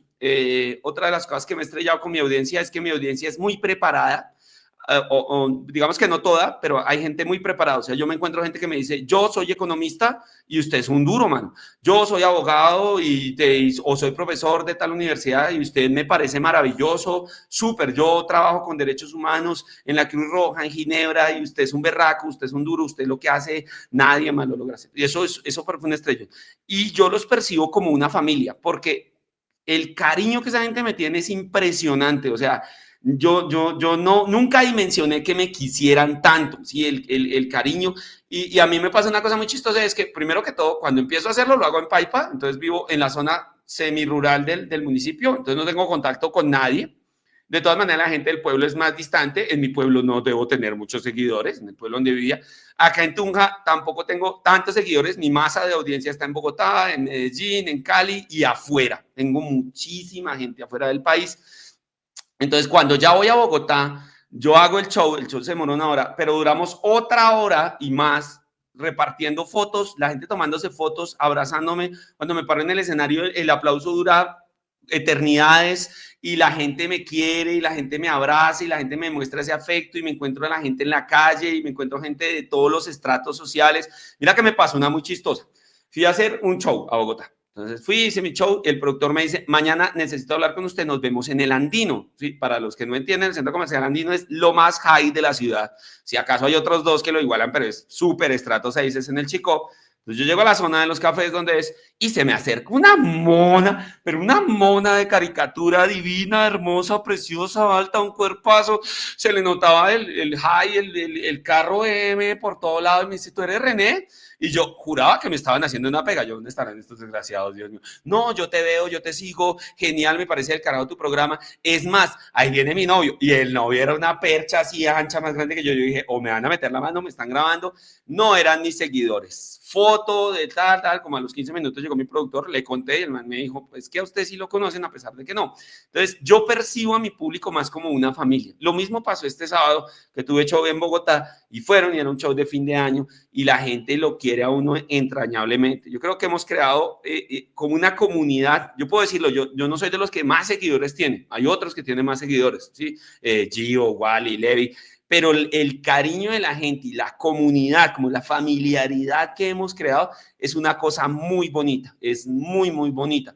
Al punto que puedo ser así, digamos que de directo y descarado y decirles gracias porque su donación mantiene a mi familia y me permite a mí hacer esto, porque este es mi trabajo, me levanto, madrugo para ustedes todos los días para tenerles un contenido de calidad y he aprendido con ustedes porque no me las sé todas. Entonces, cuando un tema aparece y sé que es muy bueno y sé que todo el rollo, pero sé que me falta por saber, esto es un trabajo de investigación mañanero, esto es por tal lado, es por tal otro. Yo sí percibo a mi comunidad así, como una familia, como un montón de familia que yo tengo y somos una familia. Incluso ellos se hablan entre ellos, que a mí me parece, o sea, como así que ustedes se conocieron en mi chat y uno los ve en el chat saludándose y hablamos por interno ahorita y que tal, respétenme mi espacio, por favor. Sí, eso sí, es como yo lo siento hoy en día. Mauricio, dale.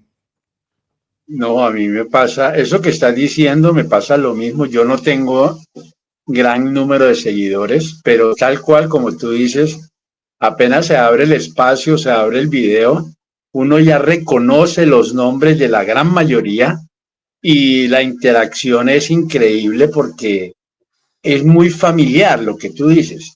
Yo nunca he optado por la parte de que suscríbase y pague una plata en el canal, no, yo nunca lo he hecho. Hago mis libros y la gente que quiere, sé que los compra más por el libro, es porque hay una afinidad y hay un cariño de verdad que ellos me dicen, usted nos da mucha pedagogía y eso nos importa muchísimo.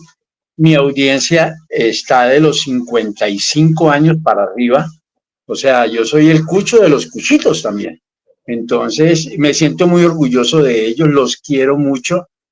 Siempre respondo los chats de ellos en los comentarios, siempre, nunca trato de no ignorar. A veces es difícil porque ya hay 1800 comentarios y con el 2 días se acumulan más, pero siempre trato de estar con ellos, hablar con ellos y me parece muy importante. Hay algo que quería mencionarte.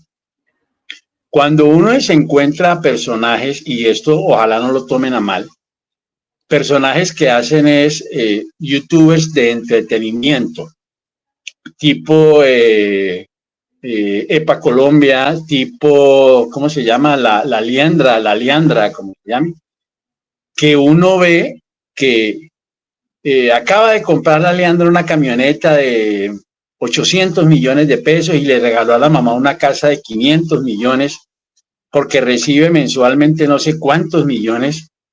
Uno se queda pensando porque mucha gente cree que uno también gana como ellos. Y resulta que en el campo político y de noticias, que es la categoría donde nosotros estamos así clavados, digo yo, pues no, a nosotros no nos llega, pero lejos es muy lejos. Yo le digo a ellos, ni el 1% de lo que ellos reciben, nosotros lo percibimos. No. Y la diferencia es que ellos dicen cualquier huevonada, cualquier pendejada, creo yo, con todo respeto, de verdad. Pero yo no creo que ellos cumplan casi que nada de pedagogía, ni política, ni social, nada. Hablan pendejadas y la gente es feliz y ganan un mundo de dinero y sientan a Uribe a que pruebe la arepa y que se haga la creatina y hable Uribe hablando de la creatina. y yo decía, increíble este mundo, lo loco que está, ¿no crees? Que cuando tú le traes algo que es conocimiento, algo que realmente importa, el valor que se le da económico a eso, desde la perspectiva de mercadeo y publicidad, es bajísimo, porque se considera que es subversivo, es de izquierda, y a otro loco hablando pendejadas, entonces el otro se mandó a poner senos, que porque yo no me acuerdo cómo se llama el tipo que se mandó a poner senos, es colombiano, ¿no? Sí, sí, el Que para Cosio. saber qué se sentía tener implantes, y yo decía, y tuvo 17 millones de reproducciones, y yo, ¿en serio? O sea, ¿tan bajo hemos caído? O los jóvenes como tales es lo único que les atrae. ¿Tú qué piensas de eso? Yo creo, y más que creerlo, ya lo dijo Maquiavelo, ¿sí? Y Maquiavelo lo dijo, a la gente le gustan las cosas simples. Entre más simple se lo pongas, más fácil, más atractivo les va a hacer. Y ahí está, digamos que ahí hay dos cosas. Una es esa, ¿sí me entiendes? Es una sociedad que no le atrae para nada crecer, ¿sí? Que no le atrae para nada eso. Y hay otra cosa y es cómo como no podemos vivir esa fantasía, la vemos. Entonces, el pobre o el que no tiene acceso a eso, vive su fantasía a través de cómo el otro se puede comprar esas cosas y cómo se las puede dar. A eso súmale una vaina que es muy importante y es una cultura, como tú mismo lo dijiste, de lo fácil, ¿sí? Vivimos en un país donde la cultura de lo fácil, de lo ganármelo sin trabajar, de lo ganármelo sin estudiar, de lo ganármelo sin el tener que esforzarme, de vivir ese sueño que vive el otro de una manera mucho más fácil. Y a eso también hay que sumarle que las redes se protegen de no generar gran escándalo. ¿Sí? Inicialmente muchos empezamos en Facebook y hoy en Facebook es imposible de hacer material político. O sea, lo sacan a uno de una vez, le restringen la circulación a la lata. Y es mucho, digamos que en YouTube, yo sí le agradezco a YouTube, por lo menos nos deja expresar y nos deja mantener una comunidad y nos deja mantener ese acercamiento. Y viene también otro factor de monetización y es que inicialmente como que repartían la torta entre todos, pero luego segmentaron los contenidos para que quienes patrocinan, los patrocinadores, digamos, los que pagan pauta en YouTube también escojan en dónde quieren salir. Entonces también hay como una pauta dirigida más hacia los contenidos donde mucha más gente ve, más hacia esos contenidos mucho más comerciales, más hacia esos contenidos mucho más vagos y undivagos. Y voy a decir algo que el país sospecha y debe ser muy cierto, y es que detrás de esos millones también está la lavaderita de plata y necesita esta tierra de raca, porque esas queratinas no llegaron solas. Terreno nos va a meter en problemas, Dios mío. Está cruel, cruel. Nosotros antes de los 90, de los 80 para atrás, esa mentalidad no existía. Yo creo, ese es mi pensamiento, que ese facilismo, eso que hoy le llamamos que todo el mundo se quiere hacer millonario fácil, nace del narcotráfico. Usted hágase, ahí es donde nacen los famosos yacos, que yo me quedé atrás cuando escuchaba los truenos y la pólvora, y yo decía, no, y me decía, eso es un yaco. Y yo, ¿qué es un yaco? No, ya coroné. Ese es alguien que logró mandar un kilito y se fue y le llegó su platica de vuelta, y entonces se volvió eso, que invierte hoy y en 2 semanas te está llegando 10 veces lo que invertiste y vuélvase millonario rápido, de una. Y entonces uno decía, carajo, eso se quedó impregnado. Al muchacho del estrato pobre del barrio jodido de Bogotá, que le decían, hermano, gánese, la época de Pablo Escobar, por cada policía que maten les doy 1 millón de pesos.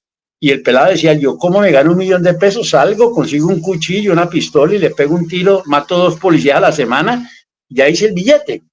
¿Me entiendes? O sea, se volvió una cultura de adquirir dinero rápido, y la forma más rápida de hacerlo a través de la parte criminal, llamémoslo así, porque era criminal por todo lado que lo vieras. Los grandes negocios y los verdaderos negocios no se hacen así, ni dan los dividendos que da el narcotráfico. Entonces, desde ahí quedamos marcados. Y todavía hoy se vive esa cultura de yo quiero ser rico rápido, ganarme el baloto, ir a jugar al casino y volverme rico de una, pegarle a la negra o al rojo o al número tal del baloto, del chance. Eso quedó ahí. Y pasar de ahí es difícil y por eso el joven ya no quiere estudiar, él busca un camino más rápido de obtener lo económico. Entonces, ¿qué vamos a hacer como sociedad? ¿Cuándo se va a acabar ese ciclo? Si la corrupción avanza todo el tiempo, entonces, ¿cómo hacemos? Pero yo creo que ahí es donde está el trabajo más importante de generar conciencia. ¿Sí me entiende? O sea, no se puede perder la esperanza y hay que generar conciencia y hay que mostrar el camino consciente. Sucedió este fin de semana un fenómeno muy gracioso. Párale bolas a esto. Y aquí yo sí voy a hacer una crítica grande a quienes hacen influenciamiento político y a quienes hacen influenciamiento desde la izquierda. Nos pasó 2 veces. La semana en que nombraron a Daniel Mendoza embajador fue la misma semana en que Ecopetrol el país logró pagarle a Ecopetrol el dinero que hacía falta del Fondo de Estabilización de Precios de los Combustibles. ¿Cuál fue la noticia nacional inclusive para la izquierda? El nombramiento y la defensa de Daniel Mendoza, el matador, como embajador. Y eso es simple y llanamente maquillaje y un distractivo de la red noticias, de la red de los chismes, mientras que pagar la deuda de Ecopetrol era un fenómeno económico que nos permite quedar mejor parados ante la banca mundial, acceder a mejores préstamos con mejores intereses y demuestra el saneamiento de la economía nacional, además de que se tomó una decisión inteligente para salvar las finanzas públicas y salvar la empresa más importante de los colombianos. Y este fin de semana estábamos hablando de los cadáveres en la escombrera y de repente apareció un afiche grandote que ya había salido a principio de año con toda la gente que hace influenciamiento de izquierda, nuevamente señalándonos de bodegueros y de financiados por el Estado. Y en vez de seguir hablando de los cadáveres de la escombrera, nos pusimos a hablar de eso y a atacar a la persona que hizo eso y a denigrar, encendiendo nuevamente la violencia política en el país que se encendió de bando y bando. Yo no digo que sea lamentable que a muchos de los que salieron en ese cartel, incluyéndome, llegaron a amenazarnos, a decirnos que como en los 90 nos iban a dar plomo, que la plomoterapia, que lo uno, que lo otro. Inclusive el presidente de la República se pronunció, pero nos quedamos en eso y volvimos a encender la política como una confrontación contra la otra facción de la población, en vez de continuar el camino de educar, de que se violaron unos derechos humanos, de que hay unas víctimas en el país, de que hubo un conflicto armado aupado por el narcotráfico que terminó con un montón de familias dolidas y con unos muertos enterrados. Es más, hoy el debate todavía seguía y hoy la noticia real eran 6 millones de turistas entraron hasta lo corrido del año a Colombia de no nacionales, demostrando que la economía puede vivir de otra cosa, que no sea el petróleo y la plata de los narcos y que además el turismo genera empleo en todo el país porque todo el país es lindo, bello y hermoso y no la patria del terrorismo, el odio y la fricción. Y a esta hora todavía estamos en eso. Entonces yo creo que no se puede perder la esperanza, y esto sí es Garzón, no se puede perder la esperanza. Yo creo que esta vaina va a cambiar y que esto puede cambiar, pero que no se debe desfallecer en seguir educando y en seguir mostrando realmente el camino y mostrar un camino de esperanza. Yo siempre termino mi programa diciéndole a la gente, quiéranse, o sea, ríanse, gócense la vida, abracen a sus hijos, enséñeles a querer. En gran parte este país vive en medio de conflictos porque nos crearon de una manera autoritaria, gritona, ¿no? A través del amor y el cariño, ¿sí? Demostrar cariño para la mayoría de hombres en este país es dificilísimo y en la sociedad contemporánea es cada vez más difícil. Demostrar afecto, dar un abrazo, darse un beso, decirse entre varones que te quiero, calvito, a pesar de lo calvito y viejito que eres, es una vaina muy difícil. Y no se puede perder la esperanza, no se puede dejar de sembrar la esperanza, no se puede permitir decir esto es un mierdero que nunca va a parar y que siempre va a seguir igual, porque ese motor de esperanza es el que nos va a permitir cambiar la sociedad y que nos tiene aquí parados esto. Y ahí sí voy a emular a Jaime Garzón. Yo sí creo que esto va a cambiar, yo sí creo que el país va a ser diferente, yo sí creo que hay esperanza, yo sí creo que hay un futuro, yo sí creo que hay una forma diferente de ver las cosas y que no se puede dejar perder ese horizonte, que entre más gente eduquemos, y eso se lo digo a la gente cuando termina el programa, no se amargue por política, no pelee por esto y enséñele a sus hijos a amar, a querer, porque ese motor, el amor realmente es el que puede cambiar las cosas. Valorar al otro, el respetar al otro, el no pisar al otro. Nadie tiene derecho a pasar por encima del otro, piense lo que piense y diga lo que diga en su pensamiento, en su ser, en su palabra, y eso no puede parar, o sea, no podemos desfallecer, ¿sí? A pesar de que todo eso esté pasando a nuestro alrededor, no podemos desfallecer, porque la humanidad sí cambia. Hace 80 años no teníamos derechos humanos. Hace 80 años no había derecho internacional humanitario. Hace 70 años usted podía decir yo quiero matar a un judío y era algo totalmente normal. Hace 40 años, hace 30 años, los homosexuales eran absolutamente rechazados y tenían que guardarse y disfrazarse. Hace 15 años, si a usted lo sentían con un porro en la mano, sin decir que eso esté bien hecho o que te esté haciendo un bien, era señalado por toda la sociedad. La humanidad sí ha cambiado, a pesar de que no lo veamos, y hay que mantener la esperanza de que puede cambiar mucho más. Y a un país tan dolido y tan jodido como este, hay que darle antes todavía más y seguir insistiendo y seguir en la lucha y pararse en la raya y seguir dándole y dándole y dándole y dándole y dándole hasta el fondo. Voten por mí. Basado en lo que tú dices, y con este cierro ya para que William pueda cerrar, que yo creo que ya vamos a cerrar. Basado en lo que tú acabas de decir, que me parece importantísimo, y a mí me lo pide mucho mi audiencia y me dice, Mauro, ¿ustedes por qué gastan tanto tiempo en hablar que si Vicky Dávila dijo, que si María Fernanda Cabal dijo? ¿Por qué le prestan tanta importancia y le siguen el juego a esa derecha que lo que busca es distraer al país? ¿Y por qué no siguen más enfocados es en los logros, los proyectos y las metas y la concientización y la pedagogía?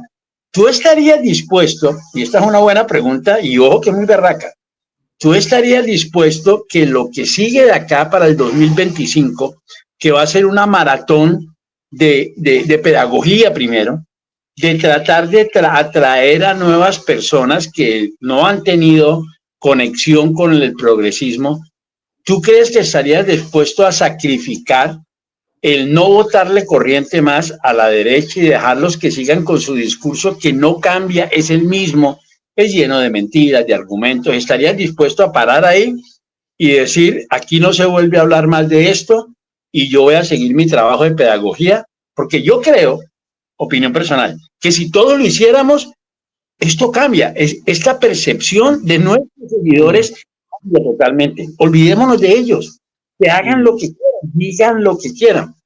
Hoy el video que vi de Gustavo Petro llorando en Chile, a mí me jodió, me dejó sin palabras, sin aire. Y yo decía, nos falta eso. Eso que nos está enseñando este man, amor a lo propio, amor al futuro que podemos tener, pero para eso tenemos que edificar y tenemos que construir. Y estar perdiendo tiempo en una pelea absurda con unos ignorantes no vale la pena. Entonces, ¿tú te comprometerías a eso? Sí, yo estoy en ese trabajo. Ahí hay dos cosas. Uno, ya lo había visto, digamos que mi interés, yo tengo un interés muy grande por explicar la economía, porque como buen marxista, la economía dictamina el curso de la historia y los fenómenos sociales, y no los fenómenos sociales dictaminan el curso de la economía. Eso siempre lo he tenido claro. Entonces, para mí el tema económico, explicar lo económico es muy importante, además porque veo una gran, como te lo dije hace un rato cuando me preguntaste las reformas, hay una gran necesidad de un cambio económico en la nación. Entonces, para mí ese tema es muy importante. Y dos, he estado estudiando. Entonces, he estado leyendo, leí a Chomsky muy juiciosamente, y es claro que los medios no informan, sino que tienen una agenda para la manipulación de las personas. Y siempre he estado en contra de esa pelea que hay contra esas personas de derecha, ¿sí? Alguna vez se lo dije de frente a Levi, le dije, parce, ustedes subieron a Polo Polo, ¿sí? Ustedes fueron los que convirtieron ese tema en una tendencia, ustedes fueron los que convirtieron eso en algo que tenía que salir porque les parecía chistosísimo, porque les parecía súper humillante, porque les parecía súper bacano y porque genera likes y genera sensación. Yo creo que aquí hay mucha gente, y tengo que decirlo, que está haciendo contenido realmente por cuánta sensación logro, cuántos likes tengo y hasta dónde voy a llegar, y no por la construcción de un país nuevo y de un cambio real basado en los fenómenos sociales y económicos que vive la gente, ¿sí? Sino es, vamos a subir mi proyecto, somos la izquierda y vamos a avasallar con el resto de la gente. Y realmente por ahí no es el camino.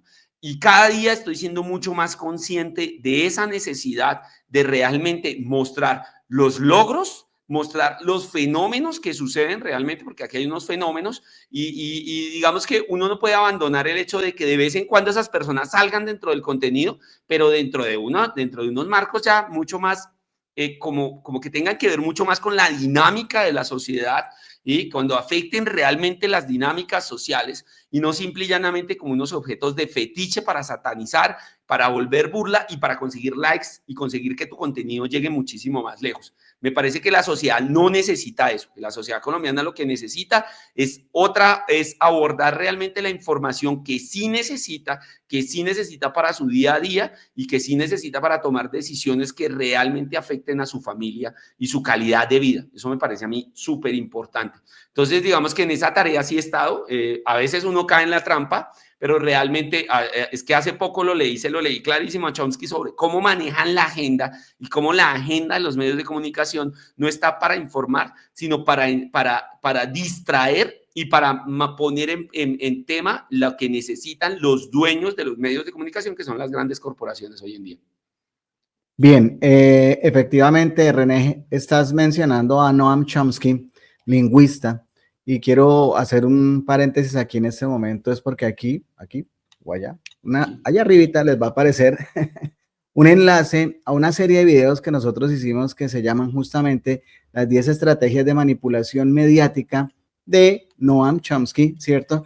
Pero mira lo que ocurre con ese tipo de videos. Esa serie que hicimos, 3 capítulos, explicando las 10 manipulaciones que se hacen hoy en día, él las dijo hace rato. Cuando la persona entra y analiza paso por paso, punto por punto, termina diciendo miércoles, pero sí, efectivamente, eso es lo que pasa todos los días en Colombia y en el mundo, no solamente Colombia, sino en el mundo. Pero lamentablemente ese tipo de contenido no es muy promocionado dentro de las redes sociales, porque primero que todo es de alguna manera un despertar de la conciencia y del conocimiento de las personas que justamente no quieren consumir otro tipo de contenido. O sea, hay como un contrasentido para los dueños de las propias plataformas. Y ahí sí le hacemos el reconocimiento a YouTube, que en mayor o menor medida nos permite por lo menos ver ese contenido. Entonces, para que a usted le quede más claro, y muy seguramente René lo trabajará y Mauricio más adelante, pero para que usted por favor lo vea, y ahí colocamos unos ejemplos muy claros, ahí les dejamos los videos para que ustedes por favor accedan a ellos.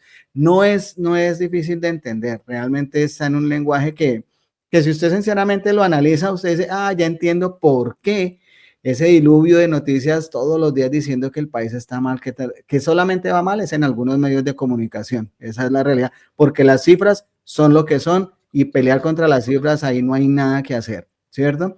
Y termino no entendiendo por qué hoy en día están presentándonos unos candidatos que los están construyendo. Ojo con eso, los están edificando, los están construyendo. Entonces, ahí les hacemos esa recomendación y qué bueno que René lo haya mencionado. Te voy a mostrar 10 imágenes que hemos escogido al azar para que por favor nos digas qué piensas, si quieres decir algo, y si no lo quieres decir, no lo digas porque no estás obligado. Entonces, aquí vamos con la primera.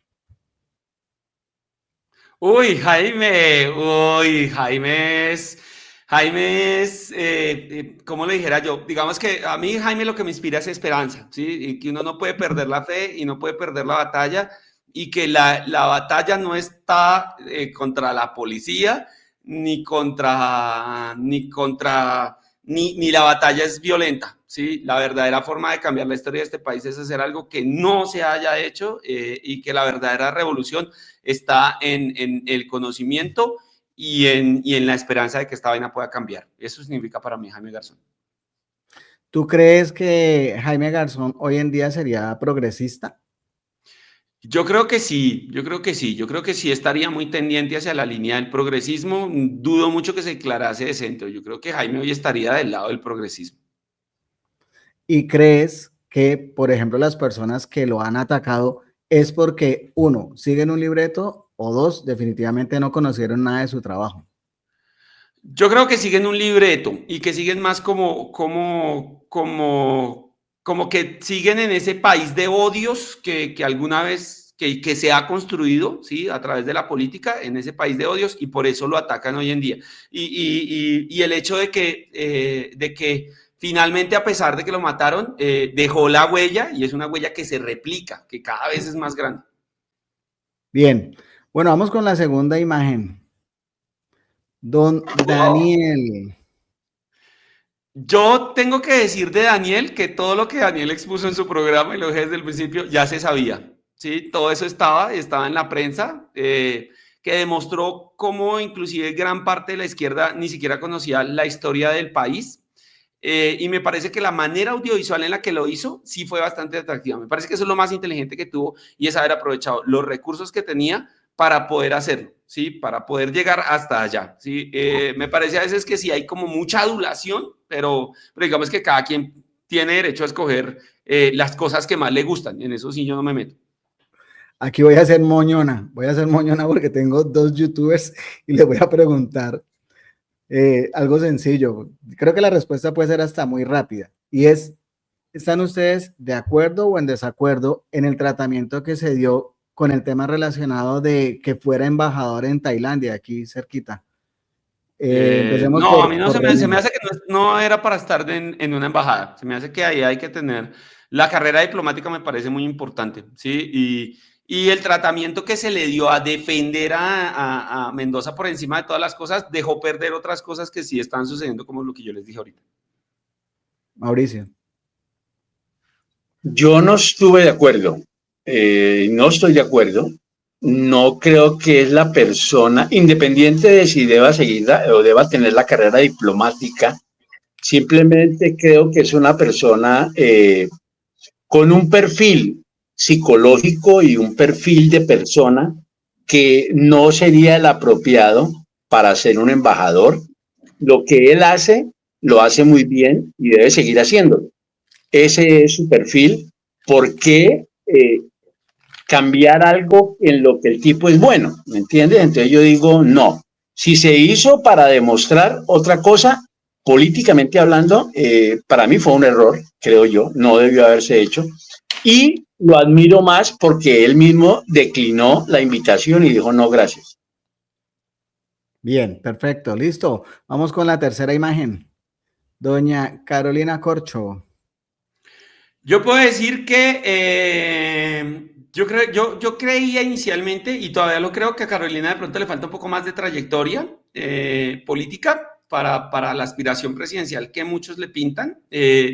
Sin embargo, y hay otra cosa que ha pasado, y es que se encasilla, inclusive ella misma, mucho en el tema de salud. Pero hace unos días tuve la oportunidad de verla en Sogamoso y me parece que Carolina tiene muchísimo conocimiento, tiene otros temas que puede tocar y que debería explorarlos y explotarlos muchísimo más, y sí podría ser una persona que ocupe un cargo ejecutivo y que deba exponerse al electorado. A mí sí me parece que sí.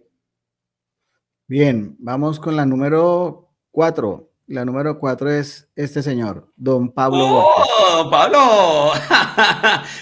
¿Sabe qué me parece? Muy buen periodista. O sea, yo he aprendido muchas cosas con él, como de realmente ese manejo periodístico de las cosas. Yo no soy un periodista, entonces digamos que él sí tiene esa asertividad, y para manejar las cosas, tiene el conocimiento para manejar las cosas, y me parece un tipo muy arriesgado. O sea, pues la ventaja que tiene es que no está acá, pero es un tipo muy arriesgado que dice las cosas, las pone muy claras, y eso es algo que yo le valoro muchísimo. Bien, vamos con el número 5, el señor Bolívar. Tao, bien, Tao es un guerrero, Tao es, mira, hay algo que me gusta del hombre, y es uno, sus, ¿cómo le dijera? Como esas ganas de sacar adelante este pueblo. Él siente la gente, él siente a los pobres, él siente las necesidades que tiene este país. Es un tipo que acepta sus carencias, ¿sí? Es un tipo que dice, yo no me las sé todas, y me parece que ha sido muy inteligente en rodearse para hacer las cosas. O sea, él es un escritor, y él mismo lo ha dicho, yo soy un escritor, eso es de lo que yo sé de medios, pero en el cargo, en el Senado de la República sabía de qué hablaba, y eso dice de un tipo que sabe escuchar a su unidad de trabajo legislativo. Y en el Departamento de Prosperidad Social me pareció magnífico, porque en vez de llegar a repartir un montón de subsidios, llegó a proponer soluciones económicas para que la gente tenga ingresos, y eso me parece muy bueno. Y canaliza los recursos que vienen de las incautaciones de contrabando y narcotráfico para que les lleguen a la gente que tiene necesidades rápidas. Me parece que es un tipo que sabe escuchar, que es muy inteligente en el actuar, y realmente yo lo admiro en ese sentido político, y me parece un guerrero. O sea, a mí sí me parece un guerrero, man, que está dispuesto a llegar hasta el final, hasta el fondo, con lo que cree, con lo que piensa y con la integridad de querer sacar adelante este pueblo. Eso sí. Bien, vamos con la número 6, el señor Coronel. Es un coronel es una montaña rusa de emociones, porque a veces tiene unas investigaciones que uno dice, coronel, qué golazo, qué bueno eres, pero a veces tiene unas posiciones tan charras y chimbas y como tan convenientes, ¿sí? Que uno dice, Dios mío, o sea, gordo, defínete al fin de dónde, ¿sí? Es muy maquiavélico en su actuar, eso sí lo diría yo, ¿sí? Él hace unas vainas, vuelvo y le digo, yo no le niego, tiene unas investigaciones valiosísimas, pero hace cosas que le convienen para acumular poder y para poder codearse con quienes tienen el poder en el país. En eso es muy maquiavélico, coronel. Bueno, número 7. ¡Juanpi! Aquí tenemos 2 en 1. Ya Riaño es entramos Juanpi en la vida en real. No, comedia. Creo que Ahí le tienes hizo. dos. Ahí Tienes tengo dos. a Riaño y tienes a Juanpis. ¿De qué opinas de los dos? Pero es que aquí hay una dicotomía. No, Juan Piz es un personaje, ¿sí? Juan Piz, y ahí sí hay que decirlo claramente, Juan Piz es un personaje, es una pichurria, es una boleta, es una bandera, pero es el reflejo de lo que es una parte de esta sociedad y de lo que muchos en esta sociedad aspiran ser, ¿sí? De lo que mucho levantado de clase media quisiese ser. Sí, es más, conozco más gente así en la clase media que en el real estrato 8 y 10 de este país. Créame lo que sí. Conozco más Juanpis sin plata que la gente que sí tiene hasta para votar al cielo. Y a Riaño, Riaño llegó a ser Juanpis en alguna etapa de su vida, digamos que porque lo conozco del gremio, no lo conozco muy cerca, pero la vida lo fue madurando, ¿sí? Lo ha llevado madurando. Igual su contenido es crítico, pero no deja de ser un hombre de negocios, no deja de pensar en su personaje y de pensar en lo que sucede alrededor de su personaje para que le genere unos ingresos que le permitan mantener su estilo de vida del que viene acostumbrado, porque Alejandro viene de una familia más o menos bien acomodada y acaudalada. Ha luchado, ha trabajado y acepta el trabajo de otros comediantes a los que también les ha ayudado. Yo no he caído en ese globo, pero digamos que es una persona tratable en ese sentido, ¿sí? Esa es mi opinión de Juanpis y de Alejandro. Muy bien. Número 8. Estos son un par de bellezas. A mí, estos son unos personajes súper irreverentes. Listo, arranquemos con el primero, que está Santiago Maure y está aquí el amigo Martín de Francisco. Entonces, es que Santiago es mucho más, es que Santiago es rolo, ¿sí? Y entonces viene de la formación del colegio y un poco más de conocimiento, tiene el sarcasmo, tiene la capacidad intelectual para el análisis y el comprimir ese análisis y llevarlo a una realidad. Mientras que Martín me parece más desfachatado, ¿sí? Más, o sea, sí, más burdo, más visceral, ¿sí? Mucho más irónico que sarcástico, ¿sí? Y mucho más descarado, que es algo que le raya mucho a la sociedad y que le raya mucho a la sociedad goda del Valle del Cauca, porque no todo el Valle del Cauca es sabor, salsa y son, sino que es una sociedad goda, recalcitrante, inmunda, y a él le encanta torear esa vaina. Y creo que tanto antes como ahora, logran ser disruptivos en esta sociedad, ¿sí? Han sido todo el tiempo elementos de disrupción de la sociedad, que la misma sociedad no los puede tocar porque además vienen del bien. O sea, nosotros venimos de aquí arriba, entonces no nos pueden tocar, no nos pueden joder de mucho. Me parece, ese es mi análisis que yo hago de este par de joyotas lindas, hermosas y divinas a los que quiero mucho. Martín es de allá del Valle, de tu región, Mauricio.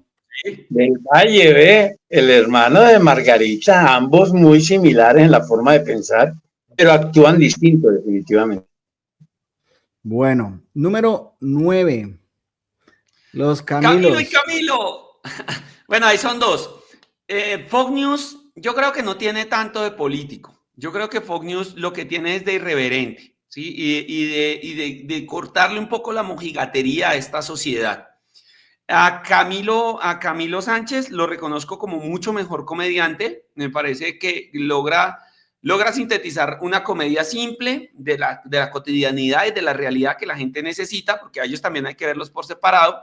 y a Camilo Pardo, que la gente lo conoce más como Camilo el Mago, me parece que es un tipo, como le dijera, él es muy reservado, pero él es muy inteligente y tiene una formación mucho mayor que la que tiene Sánchez. Y Camilo Pardo viene de una familia bien, pues no tan, pero sí tienen capital en Bogotá. Me parece que él es el hombre del negocio más que Sánchez, es mucho más inteligente para manejar los negocios. Y me parece que está tratando de formar una mordacidad y un análisis mucho más real de lo que es la sociedad. Y aunque no lo parezca, y aunque muchos no lo vean más bien, yo creo que tiene mucho más conciencia social el Mago que Sánchez. Tiene mucha más conciencia de las necesidades políticas y sociales de este país y de la capacidad de sarcasmo sobre esa realidad social. Lastimosamente nunca lo hemos visto casi suelto, ni tiene tanto éxito comercial como comediante individual como lo tiene Camilo Sánchez. Son buenas personas, lo puedo decir. Y humorísticamente hablando, ¿te parecen graciosos, chistosos? No tanto, ¿qué opinas? A ratos tienen cosas muy graciosas, hacen cosas muy graciosas, muy chistosas. Me parece que el sarcasmo sí a veces, digamos que el espectáculo de Fox News hoy por hoy sí llega a ser muy simple, mucho menos político, mucho menos trascendental. Sí llega a ser mucho más simple. Sí, me parece que es mucho más simple. Me parece que Camilo Pardo en sus apuntes, por ejemplo, en Twitter, es mucho más analítico de la sociedad, mucho más político. Sánchez sí es un chabacán, sí, es un humor simple, sí, es así, no, sin demeritarlo, sin decir es malo, sí, pero es mucho más simple, mucho menos elaborado. Bueno, y cerramos con este señor. No, él es el Mesías, Dios todopoderoso. No, mentiras. ¿Sabe qué me parece interesante? Dos cosas. Primero, es una persona, bueno, hay tres. Primero, es un valiente. Hay que tener unos pantalones los berracos para hacer todo lo que este señor ha hecho durante toda su vida. Yo lo escojo como mi presidente porque es un tipo que tiene el país en la cabeza. Ese tipo sí conoce este país, conoce todas las estructuras de este país. Cuando yo lo conocí personalmente, le dije, yo no soy petrista, porque realmente todo el estudio que tengo, pues no me permite decir yo, y por usted todo lo que sea, y lo sigo a usted. No, pero me parece que sí es una persona que tiene muchísimo conocimiento, que entiende las necesidades económicas, estructurales que el país necesita, y no solo el país, sino me descresta con su visión global. Tiene una visión global brutal, como el siglo XXII y medio. Eso me parece muy valioso, y hay algo que muchos le criticarán, y muchos joderán, y muchos separan él, pero es un tipo pragmático. ¿Sí? Es un tipo que trabaja con la realidad, trabaja con lo que tiene y es pero muy pragmático. El presidente de la República es un tipo muy pragmático y eso es algo que yo considero que yo tengo y que yo le admiro muchísimo a las medidas que toma Petro, que inclusive a veces a la misma izquierda le molestan, le fastidian, no las entiende, pero es un tipo muy pragmático. Para eso no se lo niego para nada. Yo creo que Gustavo Petro es el político más importante que ha tenido Colombia y que muy probablemente sea la persona más incomprendida justamente porque tiene el país en la cabeza, como tú lo has dicho, y muchas veces, pero bastantes, él dice tal cosa y el tiempo termina dándole la razón. Y al principio es como cuestionado cuando lo dice, no, mire, vamos a construir esto, vamos a hacer esto, sin ir muy lejos, el metro subterráneo de Bogotá, pues hace poco le escuché que dijo, los bogotanos ahora se demoran 1 hora más en el transporte, no resolvimos el problema, ahora toca ir al baño con un balde de agua, y uno se pone a analizarlo y desde el punto de vista de los resultados, pues uno dice, sí, pues la realidad es esa y tiene toda la razón. Y muchas veces eso no puede gustar, pero lo recalco es porque justamente tú lo estás diciendo, pero también dimos con la mala suerte o buena suerte, quién sabe si así sea, de que lo que él piensa, lo que él cree, seguramente en 5, 6, 7 o 10 años será más valorado que incluso ahora. ¿Qué piensas tú, René?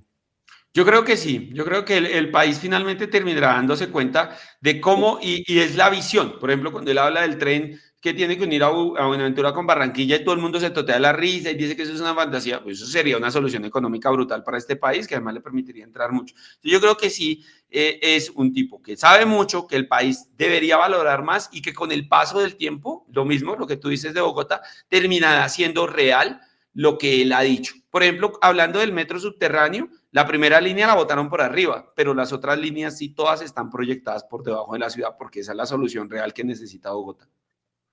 Y Mauricio. Para mí, Gustavo Petro es el mejor presidente que ha tenido Colombia hasta ahora. Creo que es un presidente que no estábamos listos, la sociedad en general, toda, para aceptarlo porque su pensamiento y su actuar, su inteligencia, la forma como tiene todo resuelto él en su mente, está más allá del común denominador del colombiano. En otras palabras, creo que en cualquier otro país desarrollado, no subdesarrollado como nosotros, que nos falta mucho, mucha pedagogía, mucha educación, Petro en un país evolucionado sería el presidente estrella, o sea, tendría la capacidad de, en serio, de manejar cosas como la Unión Europea, por decirte algo. Si fuera presidente de Francia, por dar un ejemplo, sería un elemento clave e importante a nivel mundial. Entonces, a veces me duele cuando hablo con compañeros y yo les digo, en otro país, este man es un dios. De hecho, hoy internacionalmente Gustavo Petro es considerado uno de los tipos más inteligentes, de los mejores que tienen el concepto claro de medio ambiente, de la parte, todo lo que es lo financiero y la economía global, como para dónde va y cómo debe ir. Pero nosotros en esta incultura, en este dominio que hemos estado durante siglos, pues nos lo han vendido los medios como un revolucionario, como un tipo un desadaptado, un tipo que vino a querer cambiar las normas, y somos pocos, menos mal ya hemos aumentado mucho, me refiero desde hace 20 años para acá, hay muchos que ya hoy en día están entendiendo que es el mejor estratega, el mejor presidente que hemos tenido. A diferencia de René, yo sí digo, yo soy más petrista en ese sentido, o sea, admiro mucho a este tipo y su capacidad, y le doy gracias que desde la llegada de él a la política, y sin importar su procedencia, nos ha mostrado, por lo menos hoy leía las 20 cosas que Petro nos mostró gracias a su presidencia, nos abrió los ojos a un poco de realidades que no conocíamos la mayoría del pueblo, y que hoy ya podemos sentar un precedente y poder decir, esa es la línea que debemos seguir para Colombia. No va a haber otro Petro, no creo. Por eso cuando René hablaba lo de Carolina Corcho, y me devuelvo un poquito, y hablábamos lo de Gustavo Bolívar, el problema es que comparar a cualquier candidato que llegue contra Petro es un absurdo total. No hay forma. Entonces, lo que conoce Carolina de salud es lo que puede desconocer Gustavo Bolívar de ese mismo campo de salud, ¿me entiendes? Entonces yo digo, nunca vamos a encontrar un Petro que maneje todo eso. Hay que entender que un presidente va a lograr algo muy bueno en la medida de que escoja sabiamente con quiénes va a gobernar. Y el problema de Colombia que hemos tenido es que los ministros que tenemos, que son los que deben ejecutar esos planes, esas fórmulas, esas reformas, son ministros que se llegan a su cargo producto de un pago político, producto de una asociación entre liberales, conservadores, centro democrático. Entonces yo quiero tantos ministerios y yo pongo al idiota que yo quiera en ese ministerio, y muchas veces la secretaria sabe mucho más del ministerio que el mismo ministro que llegó. ¿Estamos de acuerdo con eso, no es cierto? Entonces eso es en Colombia. Entonces yo no tengo miedo que un personaje, no importa el que sea, el que escojamos, tampoco digo que el que diga Petro, pero sí creo que el que escojamos, porque va a haber una escogencia inteligente, hay que apoyarlo y entender que parte del producto y el cambio que vamos a tener va a ser producto de que las personas que rodeen a esta nueva fórmula presidencial a nivel ministerial, a nivel de Congreso, tienen que ser personas comprometidas y que tengan el conocimiento en esos campos específicos. Yo me aburrí que en el campo del deporte el ministro del deporte sea un abogado, por decirte algo, que nunca ha tenido nada con el deporte, no tiene ninguna relación, pero que llegó allá porque era cuota de los liberales. Eso creo que ya tiene que cambiar, creo que ya es suficiente de esa mermelada y tenemos que empezar realmente a construir país con base en conocimiento y experiencia, y eso es vital. Eso es pedagogía, es educación. Bueno, gracias, Mauricio. Dos preguntas finales para poder pues liberarlos, obviamente, de todo este tiempo que muy amablemente nos han cedido, tanto René como Mauricio. René, ¿tú participarías en política? Como lo mencionó hace un rato Mauricio, ¿te gustaría ser senador? ¿Te gustaría ser qué? Representante a la Cámara, lo que toque? O sea, ¿definitivamente irías a la política? Yo iría a la política, sí, realmente sí. O sea, yo no puedo decir que sea mi aspiración de vida y lo haya pensado antes, no, pero hay mucha gente insistiendo, sí. Mis seguidores están insistiendo y está insistiendo otra gente que está por fuera. Muchas veces ya me lo han propuesto, pero en este punto de efervescencia con tanta gente detrás y después de haber hecho un análisis muy largo. Y sí lo haría. Creo que es más lógico que vaya al Senado porque, como te explicaba en algún momento del programa, tengo mucha gente en todo el país y afuera. Y aquí, digamos, no soy tan conocido, pero iría a lo que fuese. O sea, si en algún momento, dadas las circunstancias y haciendo un análisis real del panorama y hablando con líderes locales y eso, existe la posibilidad de apuntar también a la Cámara, lo haría, ¿sí? Lo haría en los escenarios. Creo que es como más lógico ir al Senado y en este momento pues tengo que decir que a pesar de que no es mi ambición personal, y no me veían esas, ante el llamado de la misma comunidad y ante el llamado de la gente, sí lo haría. Si el pueblo te está pidiendo, digamos que eso alguna vez lo discutí con Aquino, voy por esa y voy con toda y voy a ganar y voy para hacer allá el trabajo que tengo que hacer. Esa gente que me duele tanto, que es la gente que viene abajo, la pobreza que hay en este país, el abandono y la falta de justicia social. Bien, y la segunda pregunta, René, es ¿a quién te gustaría ver, por ejemplo, en el Senado? Sí, en el Senado puntualmente, o la Cámara. A René. No, mentiras. Me gustaría volver a ver a Bolívar. Me parece que es una persona que da las luchas como es, que da la lucha de frente, que da la lucha de cara y que sabe dar esa lucha y que está preparado lo suficientemente para dar esa lucha. Me parece que de las personas que hoy están como haciendo contenido y como que están ahí metidos y como que están en el rollo, como que tienen un compromiso más de corazón, yo podría apuntar, ¿sí? sin digamos ser muy ambicioso, a que lo haga Daniel Monroy. Daniel Monroy se ha estado preparando, Daniel Monroy tiene un entendimiento de la ley, de las leyes, y ha estado preparándose en buen gobierno y lo hace de corazón, ¿sí? Lo hace porque le duele este país, porque realmente le duele esta tierra, porque realmente siente que esta tierra, que esta gente necesita algo más. Y digamos que hasta ahí llegaría yo en cuanto a la gente que está haciendo contenido hoy por hoy, ¿sí? Esa es, digamos que mi opinión. Bien, Mauricio, rápidamente, ¿te gustaría estar en la política y a quién apoyarías? Sí me gustaría estar en la política, pero muy a entender algo claro. Y es que si la bancada como tal toma una decisión que tal vez yo no soy experto en la materia, pero yo debo creer en mi bancada, yo debo apoyarla y punto, que es lo que de pronto no está pasando. Creo y me gustaría por la parte de educación, siempre he tenido una afinidad con la educación y si iría, que me gustaría, es para reforzar en cierta forma reformas a la educación que se me hacen importantísimas. ¿De a quién apoyaría? Yo soy muy directo y en serio que sí. René Jiménez para mí es la persona en que confío en su transparencia, no porque esté aquí, me vale huevo que estuviera o no estuviera, lo he dicho detrás de cámara también.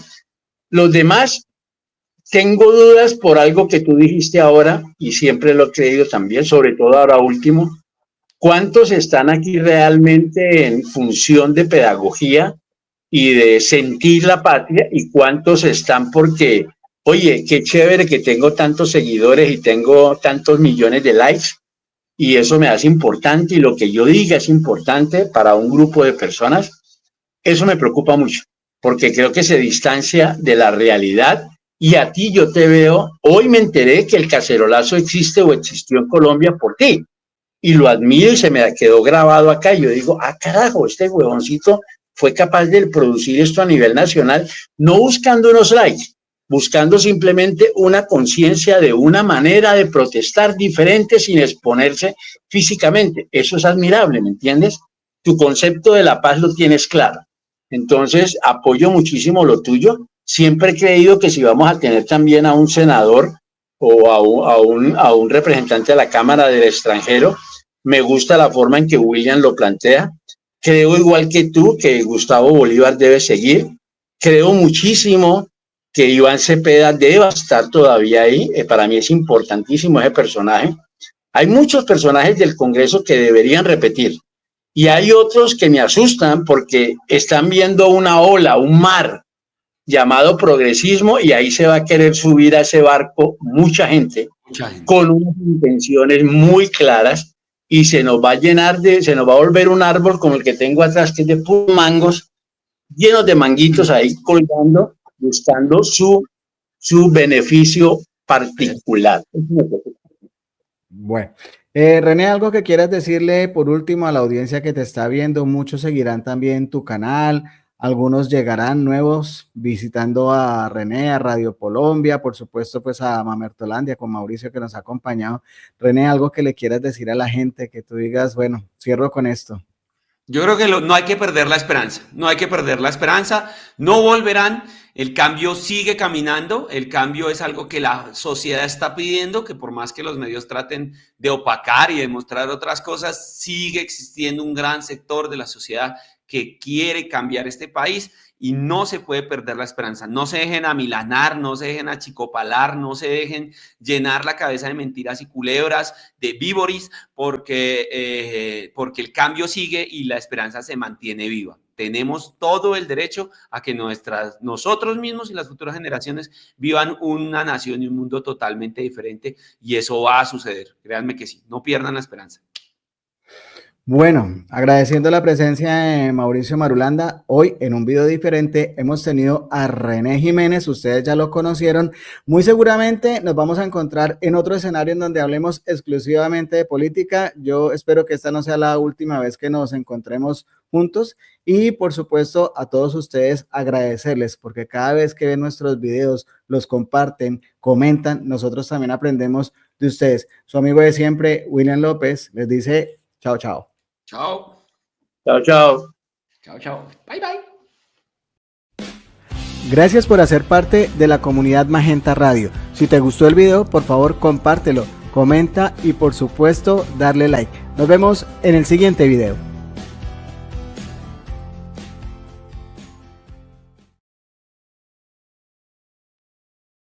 Listo. Chao. Bueno, mi querido.